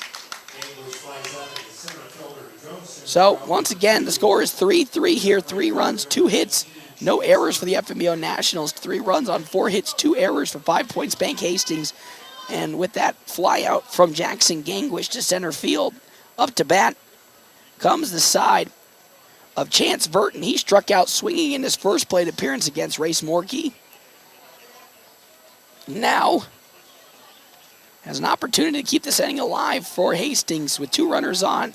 Conan at second, Johnson at first. There goes the runner, Conan. The throw on over to third is not going to be there with the tag as it bounced out of the glove of Carter Kelly. So with that, a successful double steal on the side of 5 points, Bank Hastings. They're now have 2 runners in scoring position at third and second now. So 2 out here in this inning, a 1-0 count to Verton. As Morkey watches Verton call time, and he'll take a breather and set back up. 0-1 with 2 down here. Morkey will get the sign from Tristan Byer into his windup and the pitch. Skied straight up, but not in the reach for any North Platte player as it's fouled back behind me for strike 1. So 1-1 the count now to Verton, right fielder in today's game. Nationals and Race Morkey would love to get out of this inning, only allowing the 1 run to come across here in this bottom of the third inning. Morkey sets and fires his 1-1 pitch. Swing and a miss. To throw on over to third as Conan gets back in time, but that's now a 1-2 count. Beautiful pitch from Morkey. Got Verton swinging way outside, and now Morkey can go into his bag to see what kind of tricks he can play to get Verton swinging. He's already struck out swinging once today, so can he bait Verton into doing it again? 1-2 as Morkey watches as Verton again calls time. So Verton reevaluating, will step back in. Here we rock and roll. A 1-2 count into Chance Verton. Runners in scoring position at second and third for Hastings. Morkey sets and fires away. Off speed, hits it. Oh, it's not going to be in there. Are you kidding me? Are you kidding me? It was right at the zone level, and that's going to be ball 2 as out comes Tristan Byer to have a word with his pitcher. Counting the stars there. Chance Verton is, it was just a smidge too high above the lettering. And with that, 2-2 the count. Morkey had Verton, but just couldn't sink it into the zone far enough. 2-2 now. Morkey likes the sign from Byer. Long wait. Now goes into his motion. The 2-2. Oh, it's going to bounce away from Tristan Byer, and that's going to score a run. And now 5 points, Bank Hastings takes the lead here in this inning. Following a passed up ball and a fastball that was down in the dirt. Bounced away from Tristan Byer, and now it's 4-3 in favor of Hastings.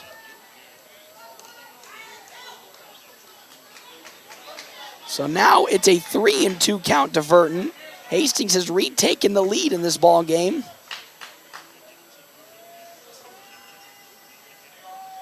As the 3-2, that's down low, ball 4. So Verton's going to walk his way on over to first. So now we have runners at the corners for 5 points. Bank Hastings for Braden Rutt. He flew out in his first plate appearance for Hastings. As the entire infield will take a look and make some defensive adjustments. Again, with runners at the corners and another chance for Hastings to score a run here. Morkey looking for that final out after giving up 2 in this inning already. It's a 4-3 lead now for 5 Points Bank Hastings. Rutt flew on out to Carter Kelly in his first plate appearance. He's going to do it again as that's skied straight up to Caden Johnson at center field. He gets under it, and he gets there and gloves it for out number 3. Not before 2 runs came across on 1 hit. We're making our way to the top of the 4th inning. Nationals at the moment trailing now 5 Points Bank Hastings 4-3. When we come back here, FM 98.1, AM 1410, and live streaming on NorthPlattePost.com. Larry's Glass is better known and has over 40 years of experience in glass replacement and installation. Whether you need a new window for your home, storefront, or vehicle, they have the expertise to get the job done. Larry's team of skilled professionals use the highest quality materials and techniques to ensure your satisfaction. Larry's takes pride in delivering outstanding service with affordable pricing and are on the Better Business Bureau honor roll. Trust Larry's Glass to take care of your glass needs, and you'll appreciate the difference that over 40 years of experience can make. Whether you're a weekend warrior, youth, or professional athlete, the Great Plains Health Sports Medicine Team has you covered. The team includes orthopedic surgeons, athletic trainers, and other healthcare specialists who spend their time at local high school and college sporting events, ensuring that athletes stay as injury-free as possible. In the event of an injury, the team remains committed to returning athletes to competition as quickly and safely as possible. Contact the Great Plains Health Sports Medicine Team by calling 308-568-7456. Welcome back, everybody, here to Ryder Park. FNBO Nationals currently trailing now 5 Points Bank Hastings 4-3. 4 runs on 4 hits, 2 errors for Hastings. 3 runs on 2 hits, no errors for the FNBO Nationals. As unfortunately for Race Morkey, gave up those 2 runs last inning, and Hastings now holds back the 1-run lead. As now up to bat, here comes the side of Andrew Brocious here for the side of the Nationals. See if he can start this inning off on the right foot. He reached out an error and gets one into left field for a base hit. As Andrew Brocious leads off this top of the 4th inning with a single. And now there's a runner on for the Nationals for Tristan Byer to come up to bat. Byer hit that double that scored some runs for the Nationals in the top of the second inning. And now as Brocious on over at first, another opportunity for the Nationals to continue on here and bring some runs across as we're going to have some action in the bullpen for Hastings. First pitch in, there goes Brocious. Beautiful jump. The throw on over to second, not going to be in time. It gets into the outfield. Brocious going to step up. He's going to run for it. He's going to make his way on over to third. And just like that, there's a runner in scoring position at third base for the Nationals. After Andrew Brocious successfully stole second base, he makes his way to third on the passed up ball. The ball died in the outfield, and there was no Hastings player around to grab it. And now the run is only a few feet away at third to tie this ball game up. And we already know Tristan Byer got a run across with his double earlier. It's now the 3rd error of this ball game for Hastings. Jacobitz delivers. Swing and a miss from Byer for strike number 1. He was looking to go yard with that swing, just missed it barely. 0-1 the count now. The situational hitting today for the Nationals has been much better. Already gotten 3 runs across. On deck is Race Morkey with Caden Johnson in the hole for the Nationals. The 0-1. Oh, fouled off the bat by Byer. There's strike 2. He's now collected 2 hits, even though they've all been fouls. Against Creighton Jacobitz. Has an opportunity here, though, to record another run to come across. The 0-2. Swing and a miss on the pitch down low. There's the first out of this inning as down goes Byer on strikes. And now here comes Race Morkey. Morkey's sacrifice flew out to Evan Rust in his first plate appearance to score a run for the Nationals. And that top of the second, he now has a chance to score Andrew Brocious on over at third base. Still a 4-3 lead for 5 Points Bank Hastings here in this top of the 4th inning. Winner of this game moves on to the next round. Loser goes home. Ooh, that pitch right down the middle. Strike number 1, Morkey might have wanted that one back. So 0-1. Wouldn't be surprised of a potential bunt from Morkey, and Hastings is thinking the same thing. Both Johnson as well as Rutt are playing close to the tips of the infield grass. The 0-1. Another one in there for strike two, and head coach Ricky Holm not too happy with that from Morkey as another one straight down the center. Now it's 0-2 the count to Race Morkey. As Jacobitz looking for his second straight out of this inning. Sets and fires away. High at the letters. They're ball number 1, 1-2 the count now. Whew, that one was tight around the top of the letters. Morkey now given another opportunity to bring Brochus home. The 1-2 count. Check swing. That's going to be down low. Oh, they're going to say he went around. Are you kidding me? He didn't even get across the plane on that. Oh, my gosh. Down goes Morkey. Swing, and it wasn't even close to being a full swing. Oh, my good heavens. There's 2 down now in this inning after that call from the first base umpire saying Race Morkey fully went around on the check swing.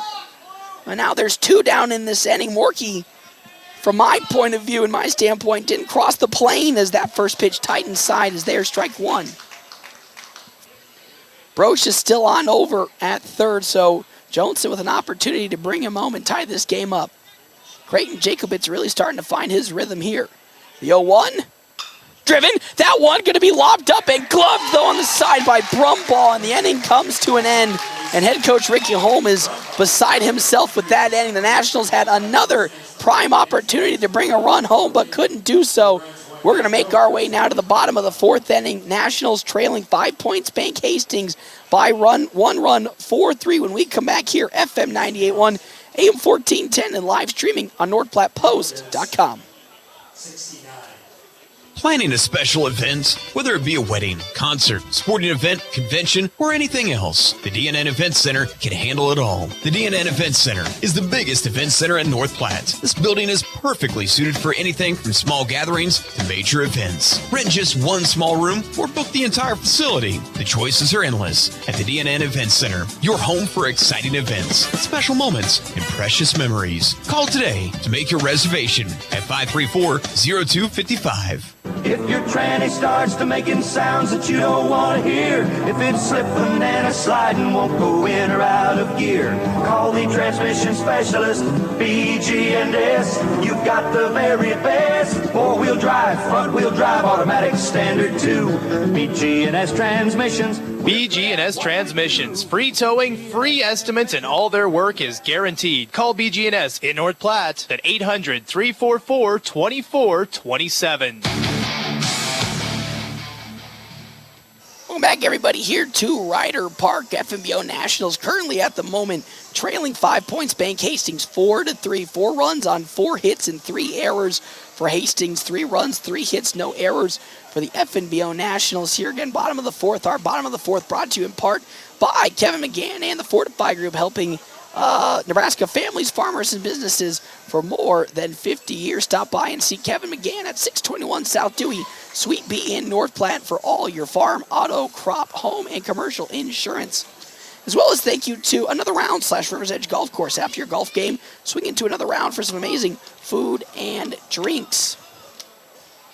Race Morkey still on the mound for the Nationals here. Currently sitting at 61 pitches, 33 strikes, and 28 balls. Be interesting to see when maybe head coach Ricky Holmes might be thinking about going to the bullpen, as both Jacobitz and Morkey have pretty high pitch count. There's already a pitcher warming up in the bullpen for Hastings. Nationals still sitting with nobody warming up.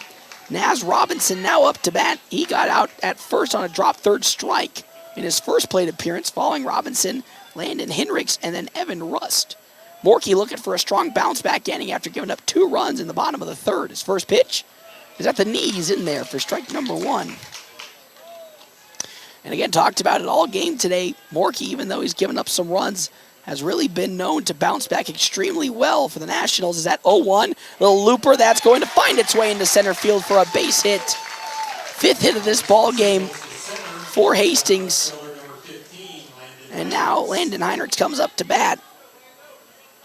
He line drive to Carter Kelly at third in his last plate appearance, has a runner at first being Naz Robinson. For the side of Hastings. They're holding on to a 1-run lead here at the moment. Again, Heinrichs was shaken up earlier in this game in that top of the second where he landed awkwardly trying to make the glove in the outfield. Injured his ribs as that pitch is high. Ball 1 to Heinrichs on the side of Morkey. I didn't see who was warming up in the bullpen for 5 Points Bank Hastings, but they do have a pitcher ready to rock and roll at any moment. Nationals still going to stick with Race Morkey for as long as they can. Again, using Jack Polk in the Grand Island Home Federal game really affected their rotation as pickoff attempt not successful as back successfully gets Robinson. Again, essentially the Nationals pitched 2 games in that Grand Island Home Federal game, a 13-inning barnstormer. Johnson with the full 7, Polk went 6 innings. The 1-0 count from Morkey. Too high, the throw on over to first will get Robinson back. That's ball 2 is looking to lay the bunt down. Was Heinrichs, but missed it. So it's still, though, a 2-0 count. Carter Kelly is in the infield for the Nationals, again with the runner at first base. Nobody out. Bottom of the 4th. Morkey now with his 2-0 pitch will now once again try to pick off Robinson, but he'll get back in plenty of time. It's 2-0 the count now. Nobody out. Wind at a standstill. A 4-3 lead for 5 Points Bank Hastings, the number 1 team in this district. 2-0. Laid down by the bunt, but it's going to be fouled down the first base side for strike number 1 from Landon Heinrichs. Following Heinrichs back to the top of the order with Evan Rust and then Cameron Brumbaugh for 5 Points Bank Hastings. It's a known thing that Hastings is trying to lay the bunt down here. Carter Kelly is aware of it. The entire Nationals infield is aware of it. 2-1 now. Morkey will get the sign he likes from Tristan Byer. Glances on over at Robinson at first. Here comes the 2-1 pitch. High, that one's bunted up and fouled right back behind him. Heinrichs for strike number 2. It's 2-2 the count now. So Morkey's able to bounce back this at-bat to a 2-2 count. Still nobody out in the bottom of the 4th. Nationals trying to get out of this inning unscathed with the runner at first being Naz Robinson. So here we go. Heinrichs ready to go. 2-2 the count. Morkey steps and fires. Ooh, that one down low. Squirts a little bit away from Tristan Byer, but it's a 3-2 count now. 3-2. Nobody out, 1 on. Bottom of the 4th inning. A full count is where we sit for Heinrichs. Now up again to 68 pitches for Race Morkey. Here comes the 3-2, but a pickoff attempt's going to get Robinson back again. It's about the 4th or 5th time this at-bat that Morkey's tried to pick off Robinson. But now has the opportunity to end this at-bat if he gets a strike. He gets ready. Here comes the 3-2 pitch from Race Morkey. Another pickoff attempt. I'm going to say that Robinson gets back in time. That time a little bit closer. So it's still 3-2 now.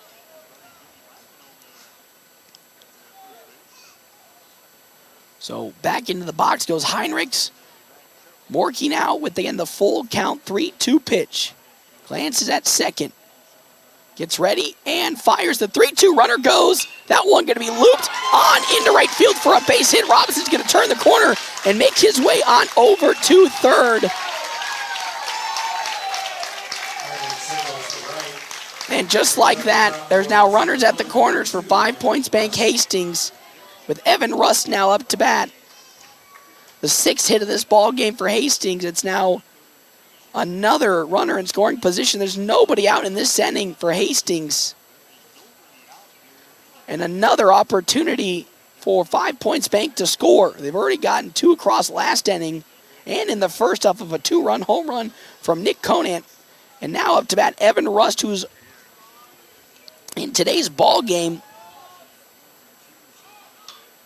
1 for 2. The bunt going to be laid down. Will successfully score the runner. Morkey can't apply the tag. And just like that, now in a caught in a pickle here. Oh no, it gets past Carson Johnson. So what would have been maybe a potential out, and that might do it here for maybe race Morkey, as out comes head coach Ricky Holm to have a talk. Morkey tried to apply the tag to the batter on over Evan Rust at first, but he couldn't apply the tag, and with that, another run comes across for the side of Hastings, and now Hendricks is on over at third base, and Rust on over at first, so now what was a 4-3 ball game is now a 5-3 ball game, as everything is starting to fall apart for the Nationals here in this inning. These last two innings have been tumultuous for the Nationals, and now they're trying to figure out a way to get back into this game. Tristan Byer having a long extended talk with the young Race Morkey, who's slowly watching this game kind of unravel at the seams.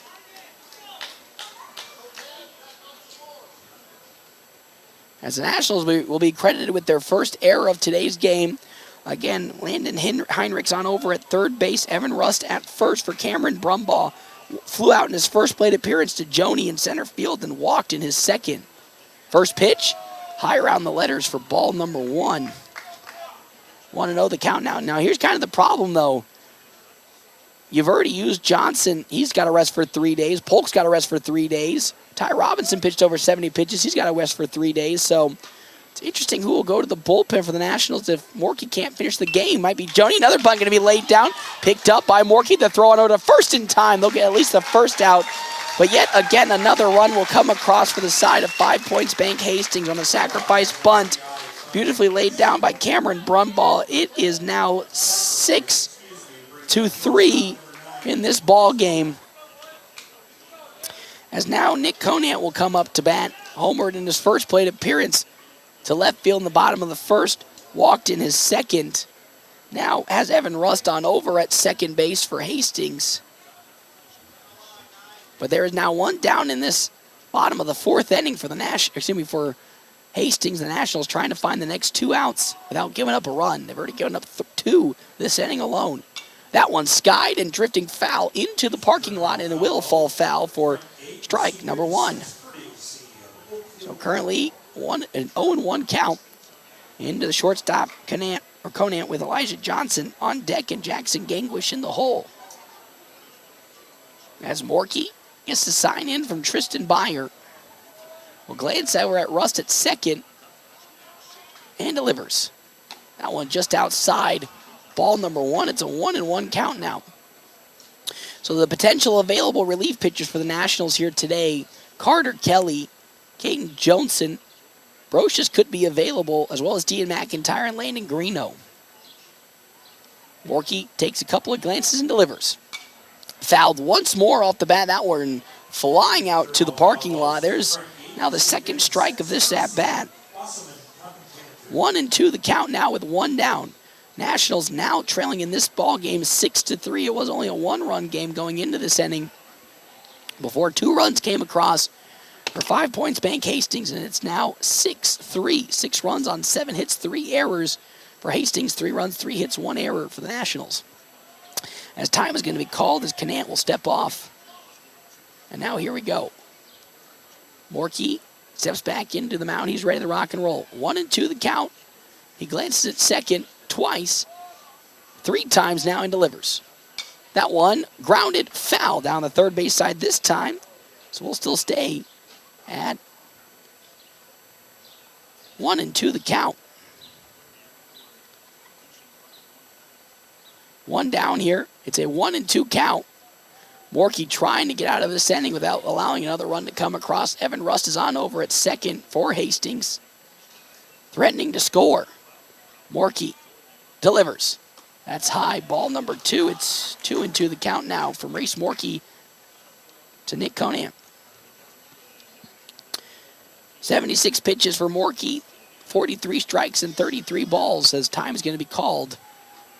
And now Tristan Byer is going to go out and have a talk with his pitcher. He's once again had a tough inning here for the Nationals after giving up 2 runs already. Gave up 2 runs last inning on 1 hit, and now has given up 2 more runs on 3 hits in this inning. But would love to bounce back here, find at least the second out here of this inning, and then the third and slowly take the baby steps forward to working his way back into the game. Because that's what it's got to be. You got to take this game one step at a time now, trailing by 3. That one's skied up by Conan, and they're going to be drifted foul, so we'll still stay at 2-2. And that's really what Race Morkey's got to do. He's got to take it one small step at a time. You don't want to make large leaping leaps. To try to find an out or try to make a play, you got to work it slowly but steadily to keep this game within touching distance. It's 2-2 the count now. A 3-run lead for Hastings here in this bottom of the 4th inning. Morkey delivers. That one drilled out and foul once more to the left field side. So we'll still stay at 2-2. That's now the third straight foul ball from Conan. And now 2-2 we go once again.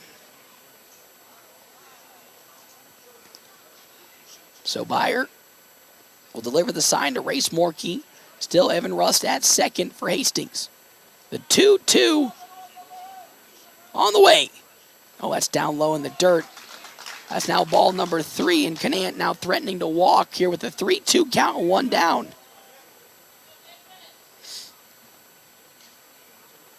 And we're up to 79 pitches in this at-bat alone. We're at 8 total pitches thrown by Race Morkey in this at-bat. Versus Nick Conant. Again, on over at second, Evan Russ. Here comes Morkey's 9th pitch as he gets the sign in from Tristan Byer. Takes some glances at second. 3-2. It's outside ball 4 with that on over to first. Going to go Nick Conant. And now 2 runners are on yet again for Hastings with Elijah Johnson up to bat for 5 points. Bank. He's 1 for 2 today. Grounded out in his first plate appearance to Carter Kelly. And then singled over the head of Jack Polk in his second plate appearance has Evan Rust at second base and then Nick Conant at first. 1 down here in this bottom of the 4th inning.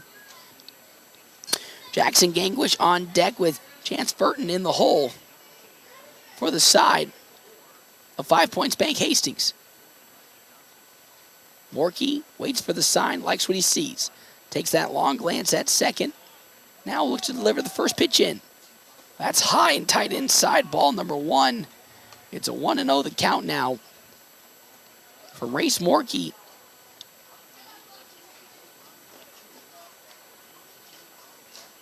So 7 hits have come across already in this ballgame for Hastings. Morkey trying to find any semblance of a momentum or footing back in this game. It's a 1-0 count. Morkey delivers way upstairs, almost over the head of Elijah Johnson. It's 2-0 the count now.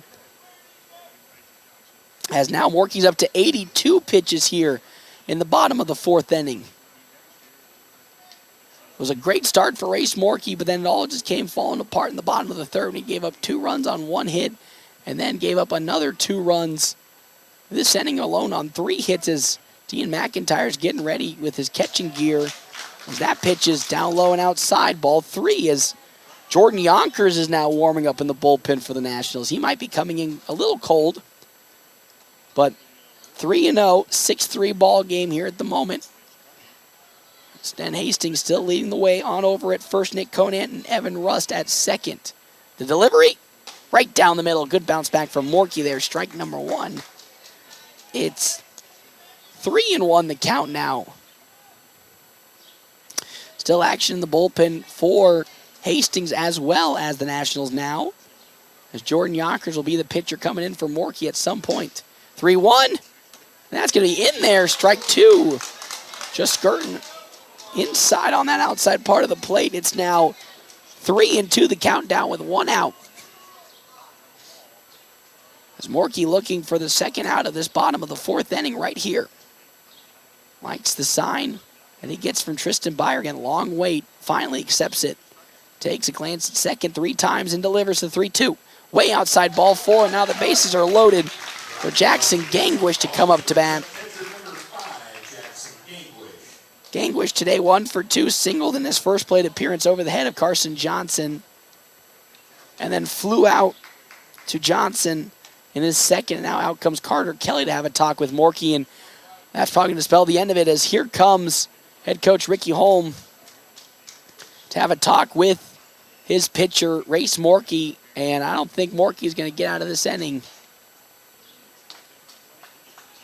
And Yonkers getting some warm-up actions. Coach going to have a talk, and yep, that'll do it for Race Morkey. Is out. In the outfield comes Caden Johnson, it looks like. Yeah, Joni's going to come on, and we are looking at Carter Kelly going to be taking some pitching here for the Nationals.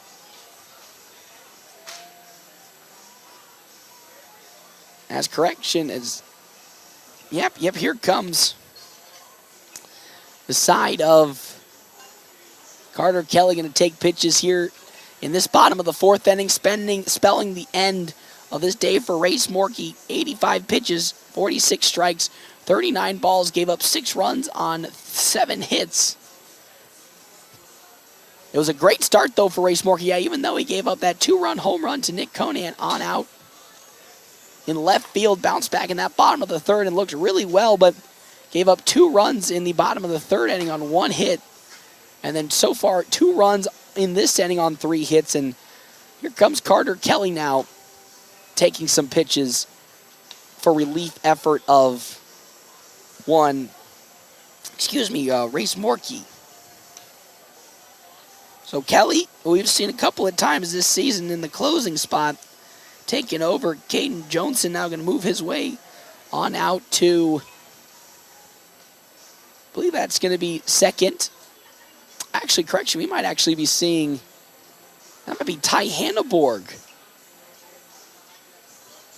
That's going to be taking over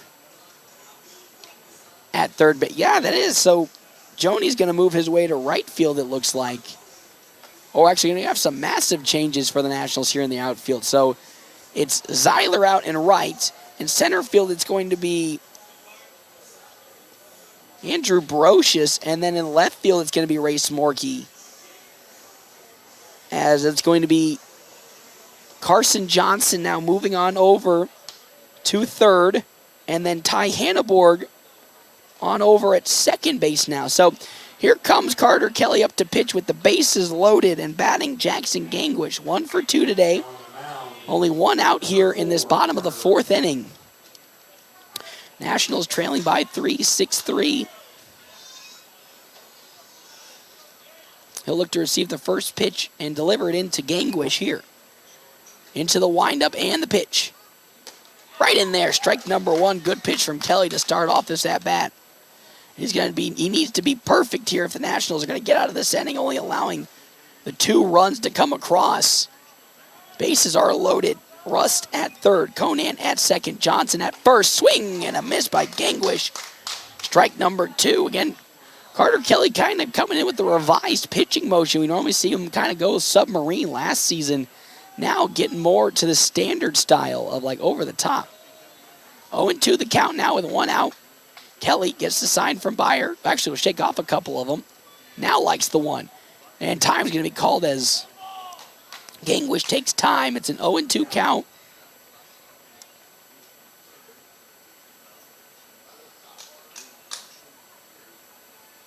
So 0-2 with 1 out here. Kelly will finally get the sign from Byer into his windup. The 0-2 pitch.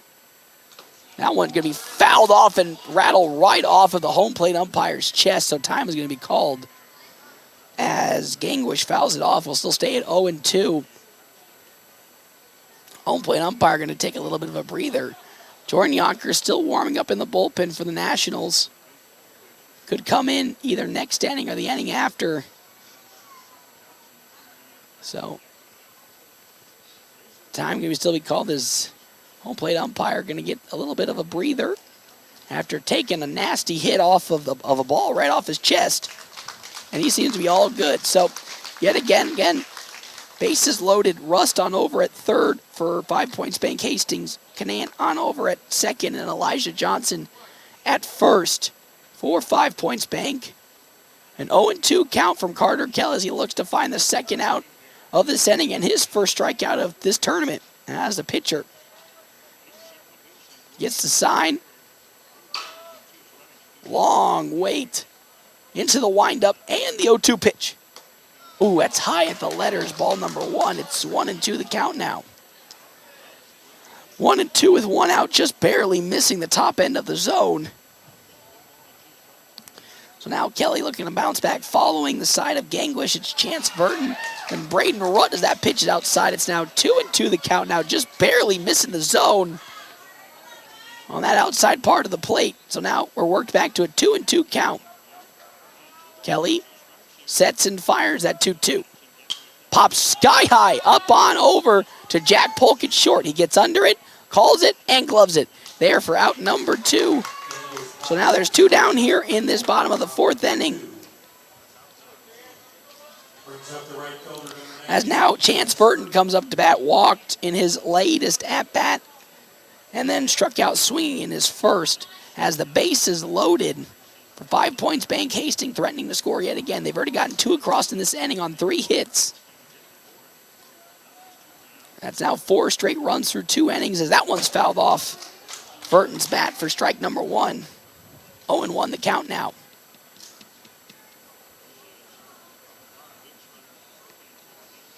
Three errors committed on the side of Hastings, 1 by the Nationals, but they'll need to play perfect here in this last at-bat, potentially of the inning with the bases loaded. Ooh, that pitch just too high and away. Ball 1 from Carter Kelly, so we're at a 1-1 count.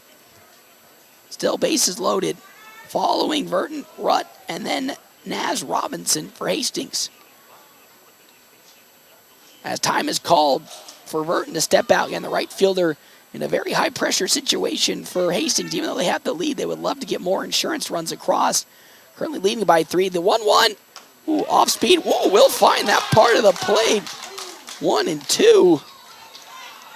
That pitch was way outside the zone, but home plate umpire saw it differently and called it in. It's 1-2 the count now. Again, Burton reached on a walk in his last plate appearance, but looked to get a hit here and extend the lead. The 1-2. Fouled on over to the left field side, and it will fall foul, so we'll still stay at a 1-2 count. Most certainly you're going to see probably Jordan Yonkers next inning. Carter Kelly coming in just for that little bit of reprieve. As Burton now down to the last strike. It's 1-2 now with 2 down. Kelly steps and fires.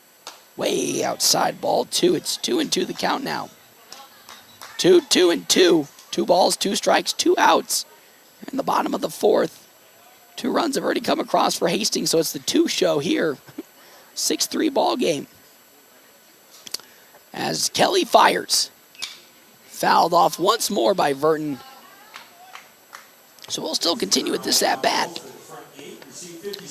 Thank you again to our sponsors here for today's game. Sandhill State Bank, the most committed brand in banking with locations in North Platte, Ogallala, Grant, and many more.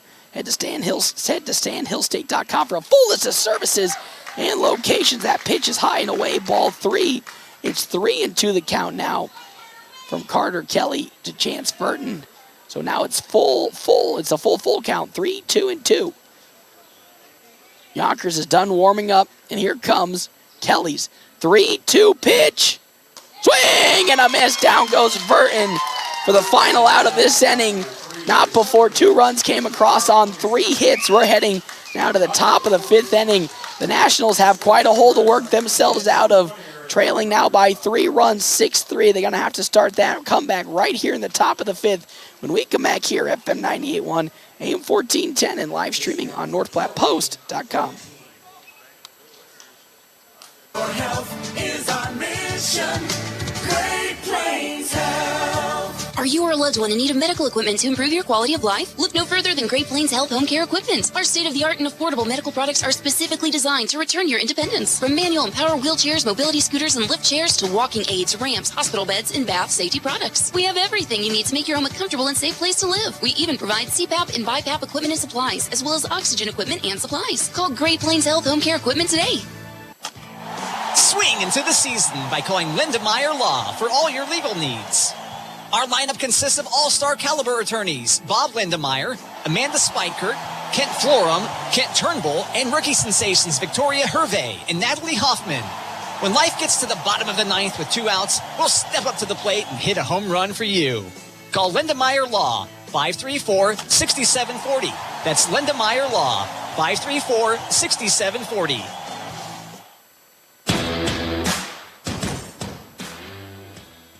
Welcome back here, everybody, to Ryder Park. It's currently now a 6-3 ball game in favor of 5 Points Bank Hastings. 6 runs on 7 hits, 3 errors for Hastings compared to 3 runs, 3 hits, 1 error on the side of the FNBO Nationals.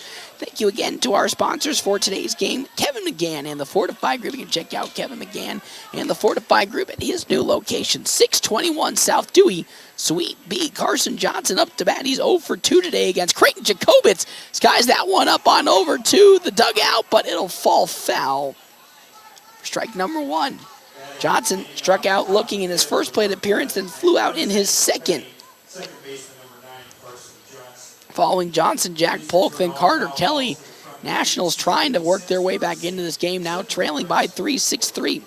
Also, thank you to our sponsors, Red Willow Chemical. At Red Willow Chemical, they offer both generic name brand chemicals and fertilizers in bulk option. Get more info at rwchemical.com. Jacobitz with his 0-1 pitch. Ooh, that one tight, almost hitting Johnson, but that'll be outside ball 1. It's 1-1 the count now. Here in this top of the 5th, Jacobitz up to 63 pitches, 45 strikes, and 18 balls. That's swung on and missed by Carson Johnson for strike number 2. It's a 1-2 count into Johnson, who's now, at the moment, defensively playing third base. As now, Jacobitz, with his 1-2. Ooh, that's down low. Ball number 2. Jacobitz up to 3 total strikeouts on today's game. It's now a 2-2 count. Johnson would love to get on here and start the comeback from this at-bat. Swing and a miss. Down he goes, though. Strikeout number 4 on the day from Creighton Jacobitz. And now here comes Jack Polk up to bat. Polk 1 for 2 today. Grounded out in his first plate appearance. Singled in his second on up the middle past the glove of Nick Conan. And so now here comes Jack Polk with 1 out, trying to find some footing in this ball game to keep the Nationals alive. Swings and drives that out to right field. It's going to fall in for a base hit in front of Chance Burton. And just like that, Jack Polk collects his first hit of today's ball game, and the Nationals collecting their 4th now of a runner onto the base paths for Carter Kelly to come up. And we all know how Carter Kelly can change a game right here if he can turn on a pitch that he likes to see. So far for Kelly today, he was hit by a pitch in his first plate appearance, reached on a fielder's choice in his second. Has Jack Polk on over at first. There goes Polk. The pitch in there, strike number 1, and Polk will get on successfully to second with the steal. And now there's a runner in scoring position at second. Oh, it's an 0-1 count into Carter Kelly, with Blaze Zeiler on deck and Landon Greeno in the hole for the Nationals. Jacobitz still here in this inning, and Carter Kelly calls time. I would mostly assume next inning Jacobitz will come out and we'll get a new pitcher for 5 Points Bank Hastings. Again, he came back, Jacobitz did, from his hyperextended elbow today. 0-1. Swung on and missed by a pitch that dipped really hard on that off-speed. Beautiful curve from Jacobitz. It just blew down low below the knees. So now it's a 0-2 count into Carter Kelly, with again Polk on over at second base. Jacobitz sets and fires. That's going to be fouled off the bat of Kelly, and yet again the home plate umpire taking a nasty beating as that bounces off of his face mask. Good heavens to Betsy's. This poor home plate umpire has just taken one right to the face. He's taking one off the chest, took one off the face mask. Man, he is having himself quite a battle down there. But Kelly fouled it off, so his bat is still alive. It's 0-2 now, the count with 1 out here. Again, Kelly homered in the first game of this A7 district tournament against Grand Island U-Save to help lead the Nationals to a 10-0 victory.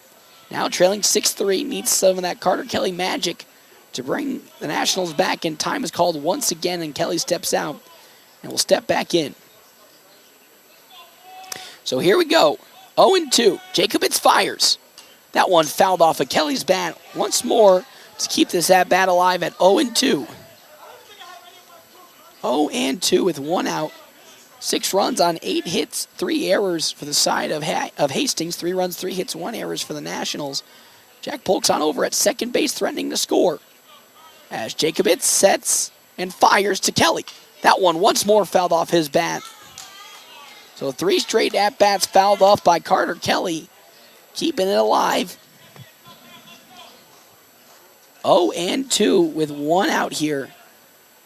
Kelly looking to get on and keep the inning alive. Jacobitz shaking off a couple of signs. Now gets one that he likes from Gangwish. Here comes the 0-2 pitch. Way down low and outside. There's ball number 1. 1-2 now with 1 out. I think head coach Ricky Holmes is driving a burning hole into his box on over at third base with the way he's pacing. 1-2 with 1 out. Jacobitz sets and fires. 1-2. That's outside, ball 2. That one just barely skirting outside the zone. 2-2 the count now. An absolute battle between these two teams, and Carter Kelly and both Jacobitz know how important this at-bat could be. Jacobitz finally likes a sign from Gangwish, but Carter Kelly calls time once again to focus on up. Again, mind games between these two players. Jacobitz going with the long approach to see if he can defocus Carter Kelly, but Carter Kelly resetting. The 2-2 count on the way. Way outside, ball 3 from Jacobitz. And now it's a 3-2 count to Kelly. Kelly threatening to walk here. Blaze Zeiler is on deck with Landon Greeno in the hole for the Nationals. Whew, big at-bat here. Big pitch. As Jacobitz fires the 3-2. Swing and a missed strike 3. Down goes Kelly. And there's now the 6th strikeout of this ball game for Creighton Jacobitz. And now up comes Blaze Zeiler. Zeiler 0 for 2 today. He reached on an error in his first plate appearance where Elijah Johnson couldn't hang on to the baseball and allowed Zeiler to get on, but then Zeiler line drived out to Cameron Brumball in his last plate appearance. Now would love to drive Jack Polk-Home on over at second, as I think we're going to have a pitching change here. Potentially is. So Jacobitz and pitching coach going to have a discussion. So maybe we could be seeing a new pitcher here to relieve Creighton Jacobitz, but it'd be quite interesting to see after Jacobitz has been doing a really good job of keeping this inning. Maybe that's just a talk to see how he's feeling again. Hyperextended his elbow earlier this week. Creighton Jacobitz had done. So he hasn't pitched here in this A7 district tournament. Came back today in the Nationals. I talked about in our pregame show, our Owls Lock and Save keys to the game. How the Nationals needed to take advantage of the rust from Creighton Jacobitz. They did so. They led 3-2 heading into the bottom of the 3rd inning before 2 runs came across and Hastings retook the lead, and then they retook it and extended it even further with 2 more runs last inning and now leads 6-3. Again, Zeiler smashed a home run against Grand Island Home Federal to win the game there. Zeiler now up to bat here against Jacobitz. Again, 0 for 2 today. Would love to record his first hit and bring Jack Polk home. Pitch in. Off speed is there in the zone. Strike number 1. It's 0-1 the count now.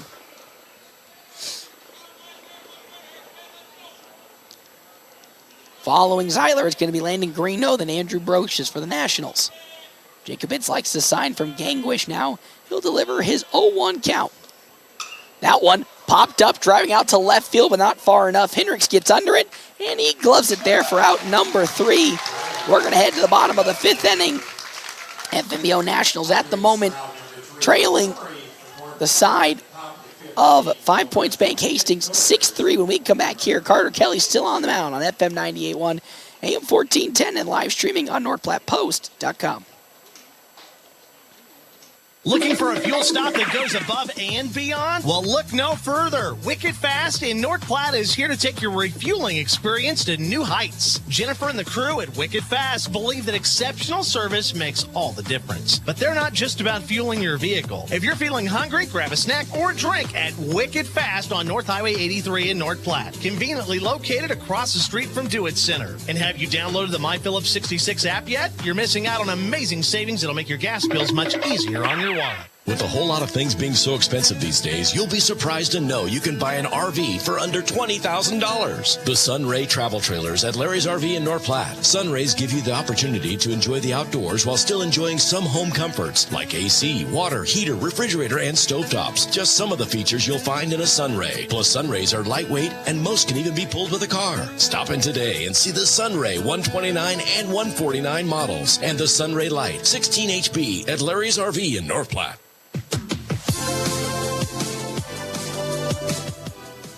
Welcome back, everybody, here to Ryder Park. FNBO Nationals here at the moment.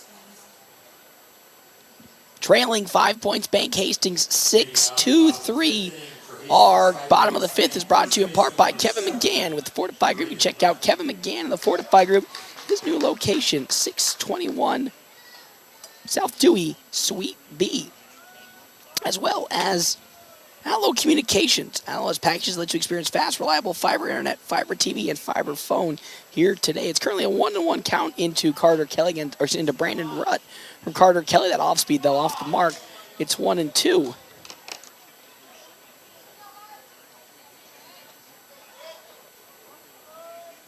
As Kelly sets and fires. That one around the letters and in there. Strike number 2. It's a 2-2 count now.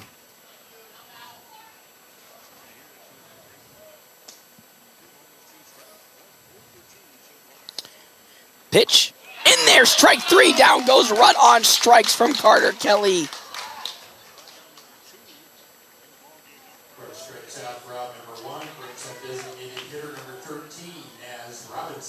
And now up comes Naz Robinson.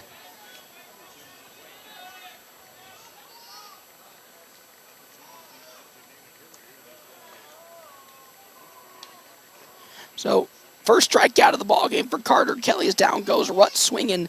And now up comes Naz Robinson. He's 1 for 2 today.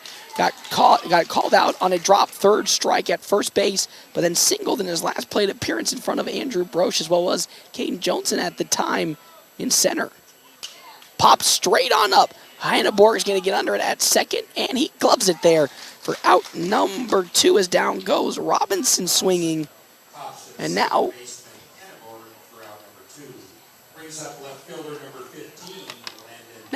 here comes Landon Heinrichs, 1 for 2 today. He line drive to Carter Kelly at third in his first appearance and singled over the head of Jack Polk.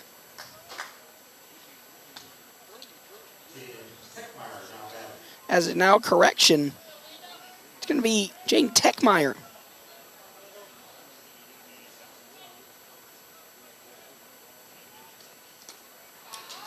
As that first pitch in from Carter Kelly is there for strike number 1 against Techmeyer again. Pinch hitting for the side of Henrik, so I'll probably maybe spend the day for Jacobitz as that off speed is too close inside. Ball number 1.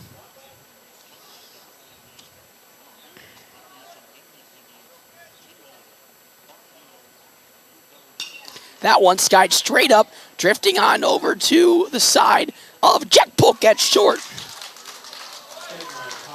And that is how this inning will come to an end. A quick 1, 2, 3 bottom of the 5th inning. We're now going to make our way to the top of the 6th. Nationals still again 2 more opportunities, including this inning, to bring this game back. I believe we'll have a new pitcher on the mound when we can come back here. FM 98.1, AM 1410, and live streaming on NorthPlattePost.com.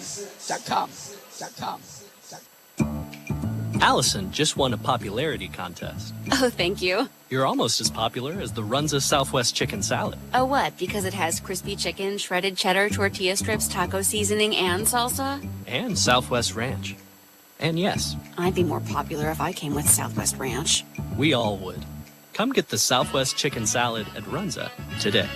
Because from the way we make it to the way it makes you feel, Runza makes it all better.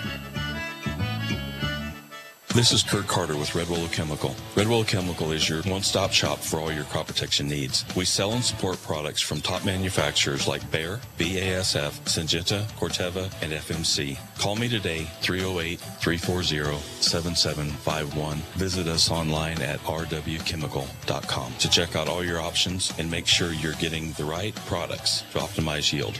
Growing relationships one crop at a time. Red Willow Chemical.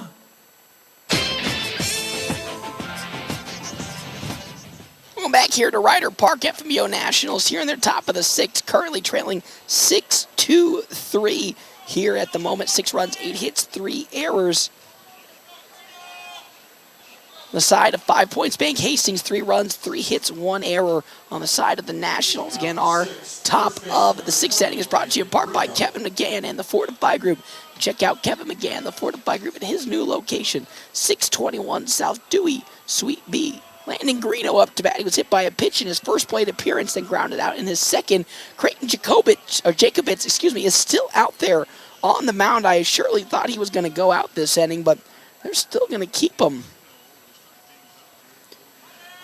Following Greeno, Andrew Brocious, then Tristan Byer. That pitch, again, also outside.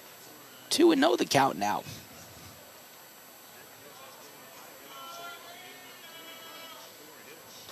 That next pitch, though, from Jacob, it's in there. Strike number 1.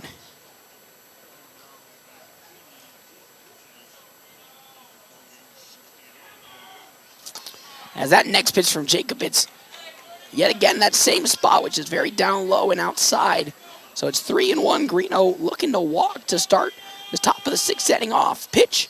Oh, just barely squeaks in for strike number 2. It's 3-2 the count now to Landon Greeno. Again, that playing first.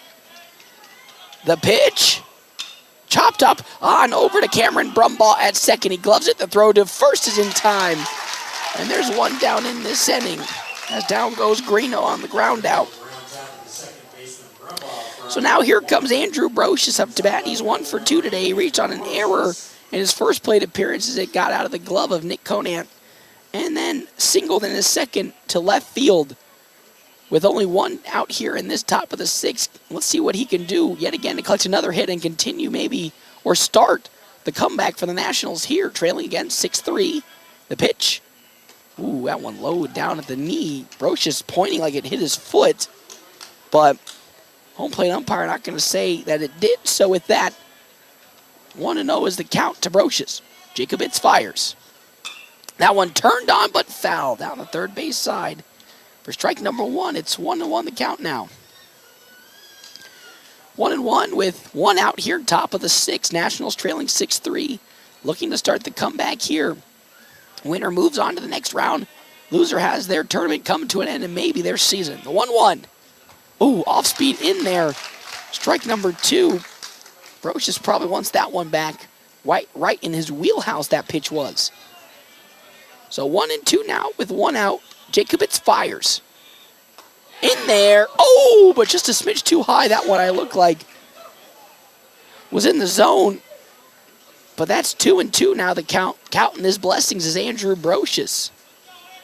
2-2. Jacobitz fires. Whoa, way outside. There's ball 3. It's now 3-2 the count to Brocious. He's been able to work his way back into it. 3-2 with 1 out.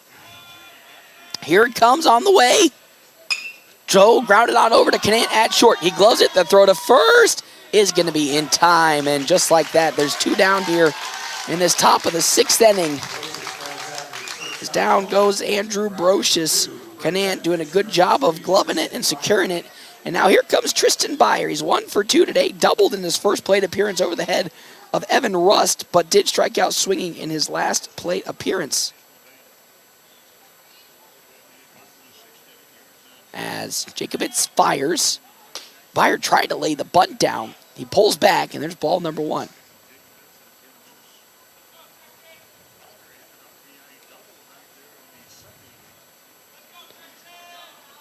Here comes the 1-0. That one driven, into the glove of Conant out at shortstop, and that is how this top of the 6th comes to an end. We're going to make our way now to the bottom of the 7th. Nationals trailing by 3, 6-3 when we come back here on FM 98.1, AM 1410, and live streaming on NorthPlattePost.com. Are you ready to make a lasting impression? It's time to embrace distinction and stand out from the crowd. Willow Creek Embroidery, your go-to destination for exceptional personalization. They specialize in awards and trophies. Whether you're recognizing achievements in sports, academics, or business, they have a wide selection to honor the best of the best. Visit them today at 1620 East 4th Street, Suite 120, right by the Garys. Discover the exceptional personalization that sets you apart. Willow Creek Embroidery in North Platte. Allo is turning 20 this year, and we plan to celebrate all year long. Since 2003, Allo has vowed to put customers first and deliver a drastically different experience. No matter where you live, work, or play, we believe you deserve an affordable, secure, and reliable connection. We're proud to have served our businesses and residents with seriously fast fiber optic service for 2 decades. Thank you for trusting Allo as your local internet, phone, and TV provider. Follow us on social media to know about the 20th anniversary celebrations in all our Allo communities.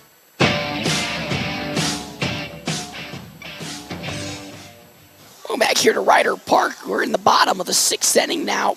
The Nationals, at the moment, still trailing 5 points. Bank Hastings 6-3, 6 runs on 8 hits, 3 errors compared to 3 runs, 3 hits, 1 error. Our course coverage brought to you in part by Kevin McGann in the Fortified Group. You can check out Kevin McGann in the Fortified Group. His new location, 621 South Dewey, Suite B. As well as thank you to our sponsors, Willow Creek Embroidery. New location, new owner. Check out Robert and the crew. His new location, 621 South Dewey, Suite B. 5 points Spain, center fielder number 2, Evan Rust.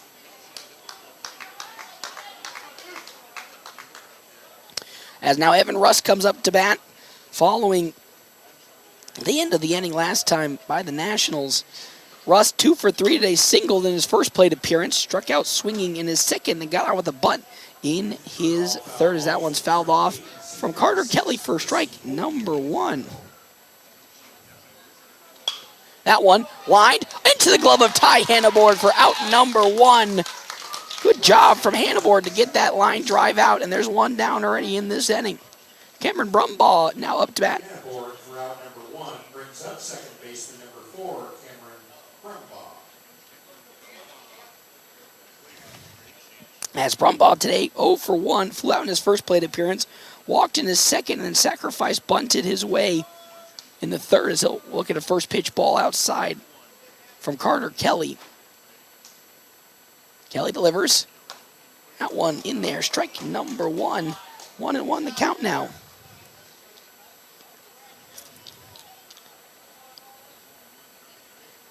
The 2-0, I was going to say the 1-1 now bounces off the shoulder of Cameron Brumbaugh.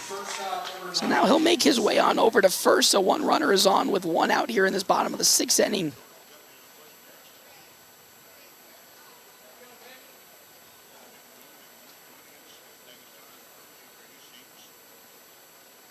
So now following that, Nick Conan up to bat. He's 1 for 1 today. Hit of course, that home run in the bottom of the 1st inning and then walked in his next 2 at-bats.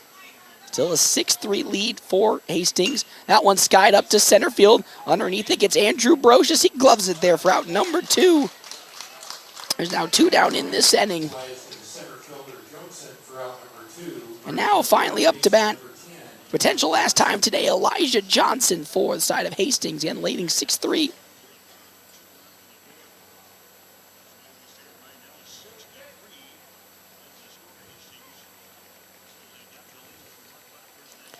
So 6-3, Johnson 1 for 2, grounded out in his first plate appearance, singled in his second, then walked in his third. Has a runner at first, and we're going to make that runner now at first and second after Johnson was hit by the pitch and now makes his way on over to first.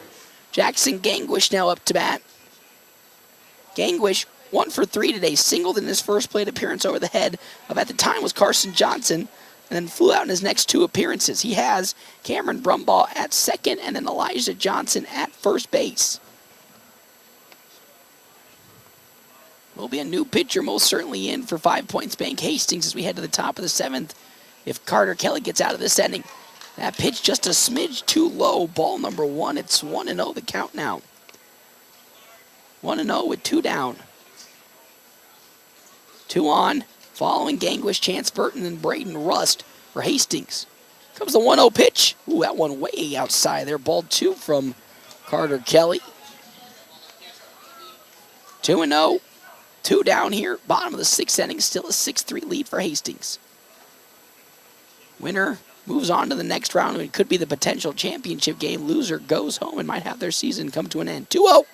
That one foul back to the netting. Therefore, strike number 1. That's 2-1 the count now. To the catcher, Jackson Gangwish. Cameron Brumbaugh on over at second, and Elijah Johnson on over at first base for the side of Hastings. As Kelly glances at second and delivers the 2-1. That one, once more, foul, this time to the Nationals bullpen. And now it's 2-2 the count now. Following the conclusion of this game, Grand Island will be taking on Kearney. Kearney, the only undefeated team left here in this tournament. Grand Island got 1 loss, so if Grand Island loses, could be a situation where could have some shenanigans going on as Carter Kelly's going to hit Jackson Gangwish, and that's probably going to do it for Kelly here today as out comes head coach Ricky Holm. And with the bases now loaded following that hit by pitch, Chance Verton comes up to bat. We're going to see if coach will bring Jordan Yonkers on. Carter Kelly was pitching good, but last couple of batters, he's just hit right in the back. So now, bases loaded as Lucas Gabriel is now taking over for Chance Verton to be batting. Got to find him. Where is he? What in the good heavens? There he is, number 8. Would also say thank you to our sponsors here for today's game. Wicked Fast. Are you looking for a fuel stop that's wicked fast and easy to use? Then head over to Wicked Fast, the most advanced gas station in town. And if you're feeling hungry, you can also grab a snack or a drink with Wicked Fast, conveniently located across from the Do It Center in North Platte. So currently, it's a 6-3 ball game, but the bases are now loaded for Lucas Gabriel, who's going to come up and take some swings. For the side, 5 Points Bank Hastings. Gabriel, as courtesy ran a couple of times today, now getting his first at-bats with the bases loaded. 6 runs on 8 hits, 3 errors for the side of Hastings. 3 runs on 3 hits and 1 error on the side of the Nationals. Again, Nationals will have 1 more half inning. See if they can turn this game around. Here comes the pitch from Carter Kelly just outside. Ball number 1 to Gabriel. 1-0 the count now. Again, a walk will score a run and then continue to load the bases. Kelly with his 1-0 pitch. Whoa, way upstairs. Ball 2. 2-0 the count now. Kelly up to 34 pitches, 20 strikes, and 14 balls. Had advantageous positions in his last 2 batters before he hit both batters. The 2-0. Make that 3-0 now the count. 3-0 now. As Carter Kelly threatening to walk Lucas Gabriel. And a run will unfortunately come home if he does so. As it's 3-0 with 2 down. Here comes that pitch. That time right down the center for strike number 1. Great bounce back pitch from Carter Kelly. 3-1 now. Kelly, get the sign he likes. Here comes that 3-1. Fouled off the bat of Gabriel there. Strike 2. So Kelly's worked his way back beautifully to a 3-2 count with 2 down.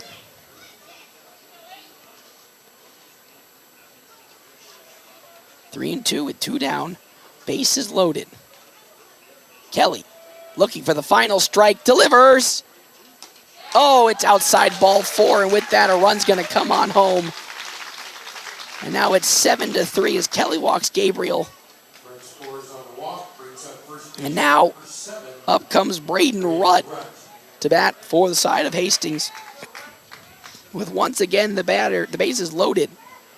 Rutt today flew out in his first plate appearance and his second, and then struck out swinging in his third. That first pitch from Kelly way outside to Rutt for ball number 1. So it's a 1-0 count following Rutt, Naz Robinson, and Jaden Techmeyer for Hastings. The 1-0 pitch on the way.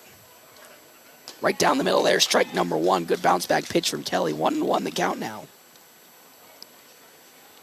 As Kelly gets ready now with his 1-1, sets and fires away. Ooh, down low. There's ball 2 in the dirt. 2-1 now. Nationals with 2 outs, needing to find just 1 out to end this inning and give another opportunity to bounce back. Now trailing 4. The 2-1 pitch. Way outside ball three. It's 3-1 the count now.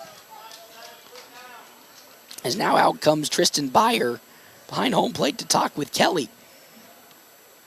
And Naz Robinson on deck with Jaden Techmeyer in the hole for the side of Hastings. Winner of this game goes on to play tomorrow against the winner of Grand Island Home Federal or Kearney. Loser goes home Nationals. Okay, with the victory, and a Grand Island loss, will certainly make their way to state, but might get into some shenanigans if both Grand Island and North Platte loses. The 3-1. Oh, that's tight inside ball 4 yet again, and another run's going to come home. It's 8-3 now, and here comes head coach Ricky Holm to have a talk with Carter Kelly, and that'll probably be the end of his day. And probably going to bring Jordan Yonkers on here. He's warming up in the bullpen for the Nationals. That's going to do it for Carter Kelly. It's going to end his day, and now out here comes Jordan Yonkers to pitch for the Nationals as 43 total pitches have come across for Carter Kelly in his short stint. Kelly, 23 strikes, 20 balls as Yonkers now going to take on over. We'll step aside and take a break. We come back. We'll have the potential last out of this bottom of the 6th if Yonkers can get it when we come back here, FM 98.1, AM 1410, and live streaming on NorthPlattePost.com.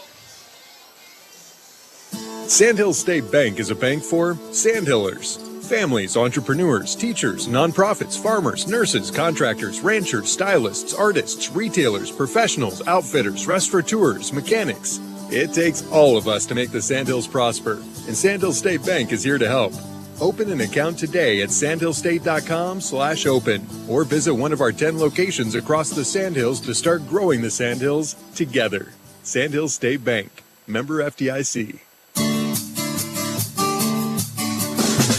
It's not too late to register your students for the fall 2023 Bullpup Preschool or Kindergarten year at North Platte Public Schools. We are excited to assist you at the Welcome Center located at 301 West F Street in North Platte, and we are open from 7:30 a.m. to 3:30 p.m. Or you can register from the comfort of your own home online at mppsd.org. Come learn and grow with us at North Platte Public Schools.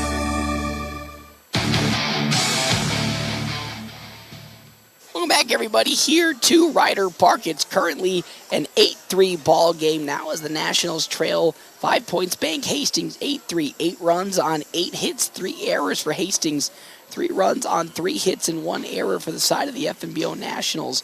As Jordan Yonkers is going to take the mound here against Naz Robinson. Robinson 1 for 3 today, got out on a drop third strike in his first plate appearance, singled into center field on his second, but flew out to Jack Polk in his third at shortstop. As now we get the infield back to almost its normal standing. Carson Johnson on over at second with Jack Polk at short, and then Carter Kelly at third for the Nationals here.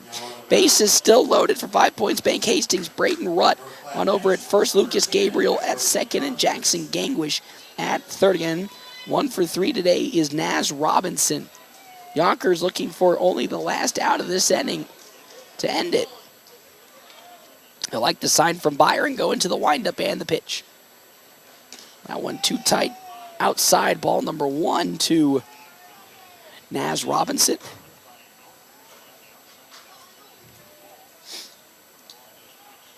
Again, base is still loaded.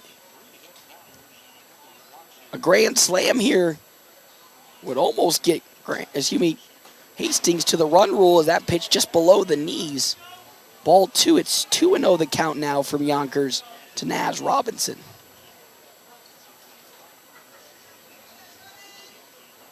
Wind slowly pushing in from directly behind me. 2-0. That time finds the zone for strike number 1 from Yonkers. 2-1 now. 2-1 to Robinson. Again, Techmeyer on deck with them back to the top of the order with Evan Rust in the hole. Here comes the 2-1 count. We'll make that 3-1 now as that pitch is way down low in the dirt. 3-1 now from Yonkers. 3-1. Yonkers trying to get out of this inning. without allowing another run. 3-1. That one swung on to Carter Kelly at third. He steps on the bag, and that inning now comes to an end, but not before 2 more runs came across for 5 Points Bank Hastings. It's now an 8-3 lead as we head to the top of the 7th inning, the final inning of play for the Nationals this season, if they cannot find a way to get the runs across. When we come back here, FM 98.1, AM 1410, and live streaming on NorthPlattePost.com. In the market for a new or pre-owned car, truck, or SUV? Look no further than Bill Summers Ford Honda Nissan Lincoln for your next vehicle. Look online 24/7 at BillSummers.com. Bill Summers is Western Nebraska's leasing headquarters, and they have aggressive financing to get you into the vehicle you've been dreaming of. Check out all the inventory at BillSummers.com anytime. Bill Summers Ford Honda Nissan Lincoln, where families are our business. Highway 83 and Walker Road in North Platte, and online 24/7 at BillSummers.com. We all try to prepare for life's what-ifs, but what happens if those uncertainties become a reality? I'm Stephen Rhodes, and as your local farmer's insurance agent, I'm here for you. I can help you determine the coverage that fits your needs. When you have questions about insurance, turn to me, Stephen Rhodes, with Farmers Insurance. I'm proud to sponsor tonight's game. Go Bulldogs! Find me, Stephen Rhodes, at 102 North Dewey. We are farmers. Bum, ba, bum, bum, bum, bum. Welcome back, everybody, here to Ryder Park. The potential last half inning of play for the FNBO Nationals if they cannot find any semblance of momentum to start this comeback. Trailing 8-3 is up to bat. Now, Dean McIntyre pitch hitting for Race Morkey. Still on the mound, Creighton Jacobitz for Hastings. He's going for the complete game here as his first pitch into Dean is there, strike number 1. Thank you again to our sponsors for today's games, Kevin McGann and the Fortify Group. You can check out Kevin McGann and the Fortify Group at his new location, 621 South Dewey, Suite B, as that pitch is down low for ball number 1. It's a 1-1 count. Following McIntyre, due up's going to be Ty Hanneborg and then Carson Johnson. The 1-1. Ooh, that is way too far inside. Ball 2 to McIntyre. As Jacobitz sets and fires away his 2-1. Popped up. And that's going to be fouled on off for strike number 2. It's going to be 2-2 the count now. Excuse me, 1-2 the count. Oh, I said correction, 2-2. I don't know where I got that. Missed ball, 2-2 now from Jacobitz into Dean McIntyre it goes. Pops sky high. Drifting on over to first. Getting under it is Rutt. He gets there and he gloves it for out number 1 in that top of the 7th inning. And now here comes up to bat Ty Hanneborg. Pinch hitting in for the side of,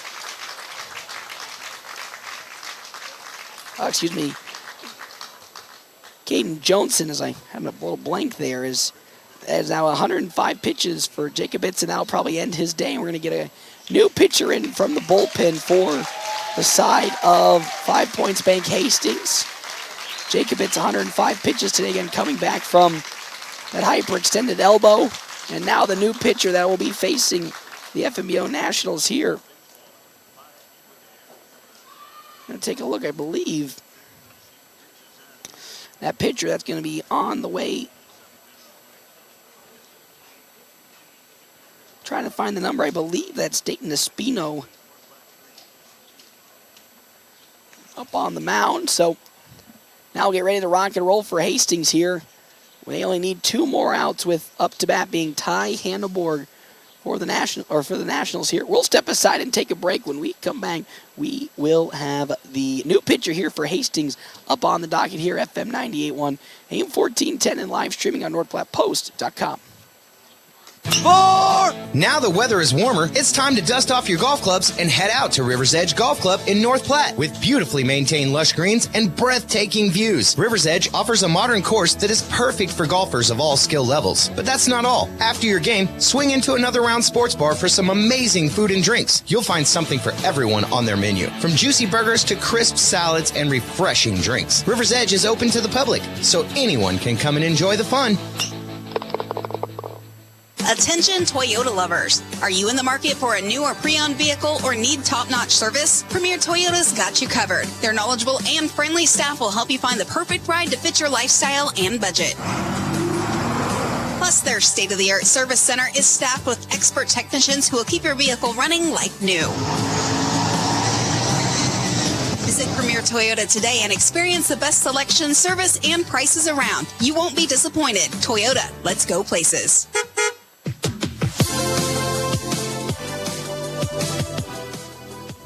Welcome back here, everybody, to Ryder Park, up to pitch for the side of Hastings is going to be Dayton Espino against Ty Hanneborg.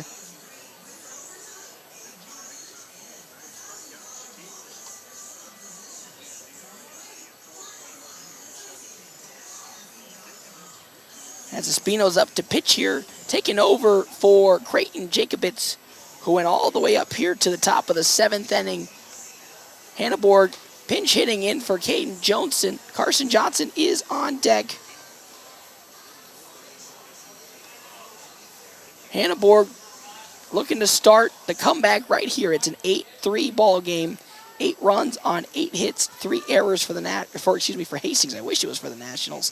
3 runs on 4 hits, 1 error for the side of the FNBO Nationals. So Hanneborg steps in versus Dayton Espino, who's looking to close this ball game out and move potentially Hastings into the championship game. That pitch is in there. Strike number 1.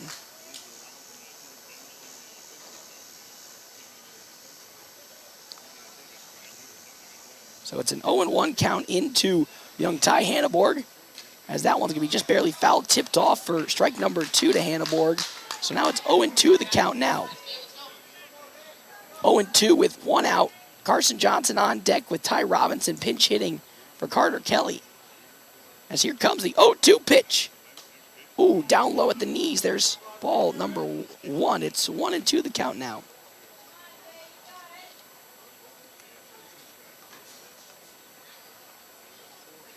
So 1-2. So here we go. Espino looking for that strikeout. 1-2.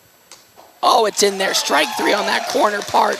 Down goes Hanneborg looking for the second out of this inning. And here comes the potential last batter for the Nationals here in this ball game, potentially in the district tournament. Carson Johnson, so far today, 0 for 3. Struck out looking in his first plate appearance.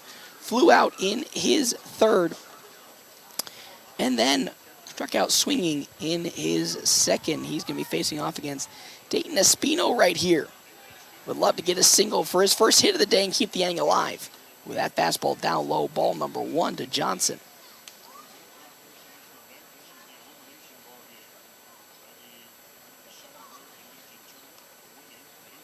Want to know the count with 2 down as Espino fires away. Another off speed, that time way off the mark. It's 2-0 the count now to Johnson. Off to a good start here today for him. 2-0, 2 down, Jack Polk due up next for the Nationals.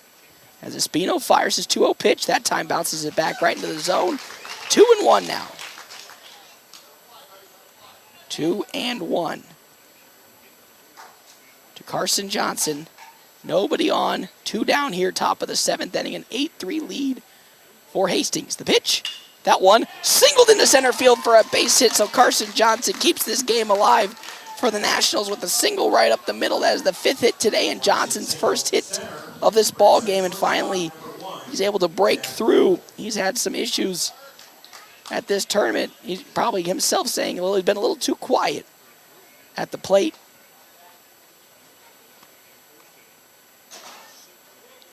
So now, with a runner on over at first, Jack Polk fires up to bat as that first pitch from Espino is down low for ball number 1. It's 1-0 the count now in this top of the 7th inning. Johnson on over at first is a steal threat. A 1-0 count into Jack Polk. An 8-3 lead, though, for Hastings. The pitch, that's down low. Ball 2 from Dayton Espino. It's 2-0 the count now. Following the side of Jack Polk, it's going to be Carter Kelly and then potentially Ty Robinson pinch hitting. The 2-0, that's back in the zone. Strike number 1 on the side of Dayton Espino. 2-1 now to Polk. Polk today 2 for 3. Grounded out in his first plate appearance, but has 2 singles to his name. One of the lone national players with double-digit hits as Johnson got back in time, almost got picked off, but was able to skirt on back.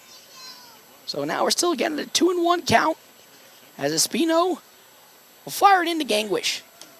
Down low 3-1 now the count as that's in the dirt.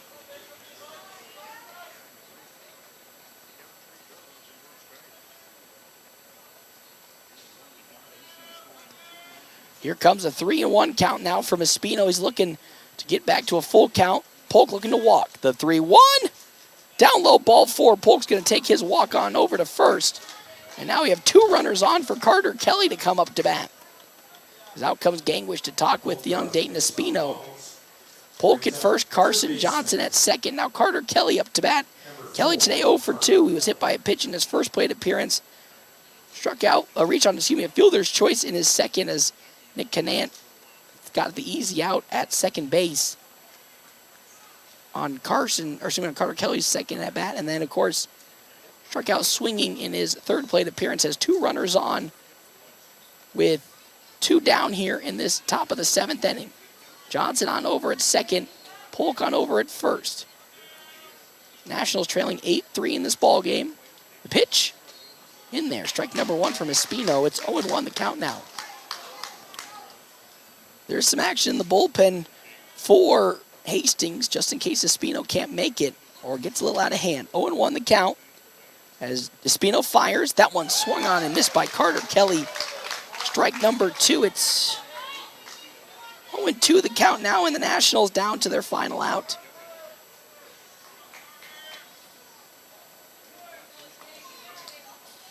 Oh, and 2 at 2 down. Espino fires.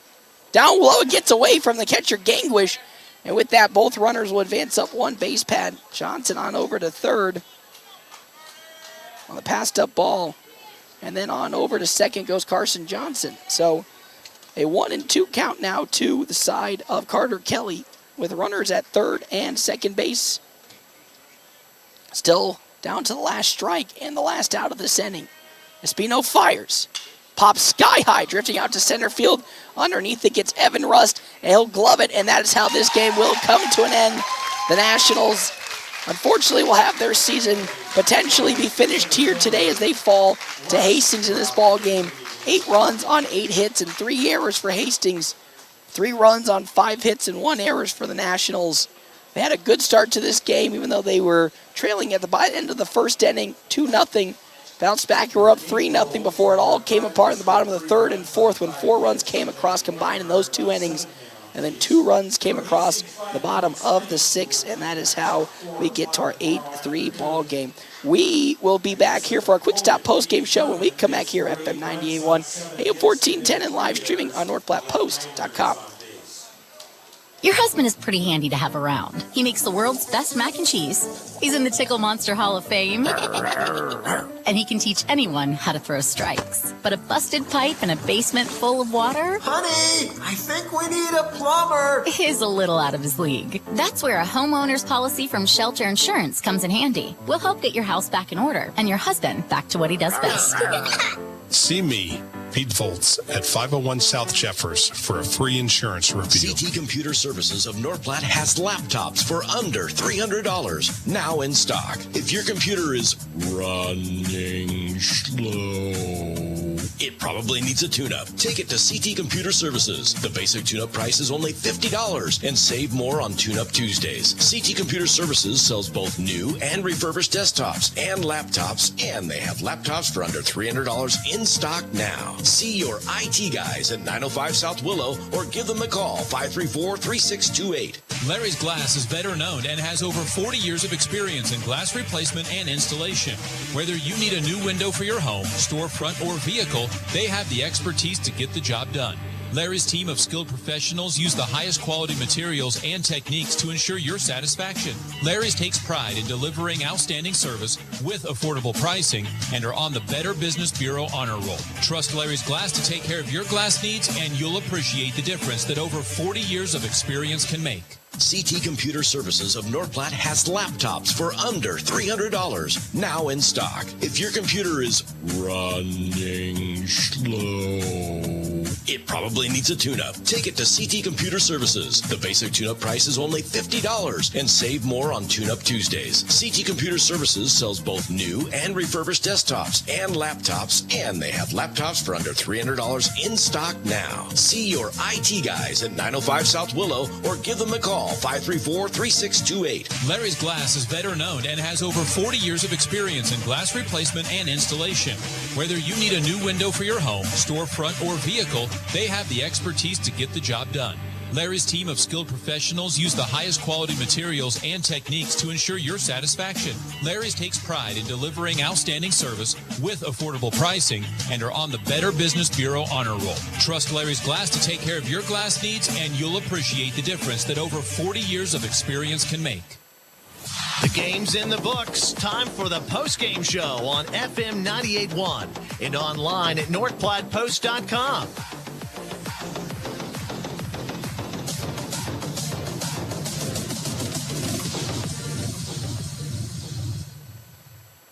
Welcome back, everybody, here to Ryder Park. The season technically officially ends here today for the Nationals unless Grand Island Home Federal loses here today.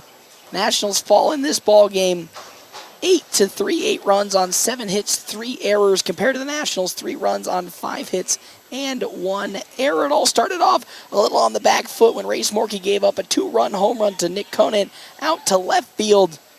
And then the Nationals bounced back with 3 runs in that top of the second inning where things were looking very, very good. And then it all just fell apart at the seams. They gave up 2 runs in the bottom of the third, 2 in the bottom of the fourth, and 2 in the bottom of the sixth, ultimately losing 8-3.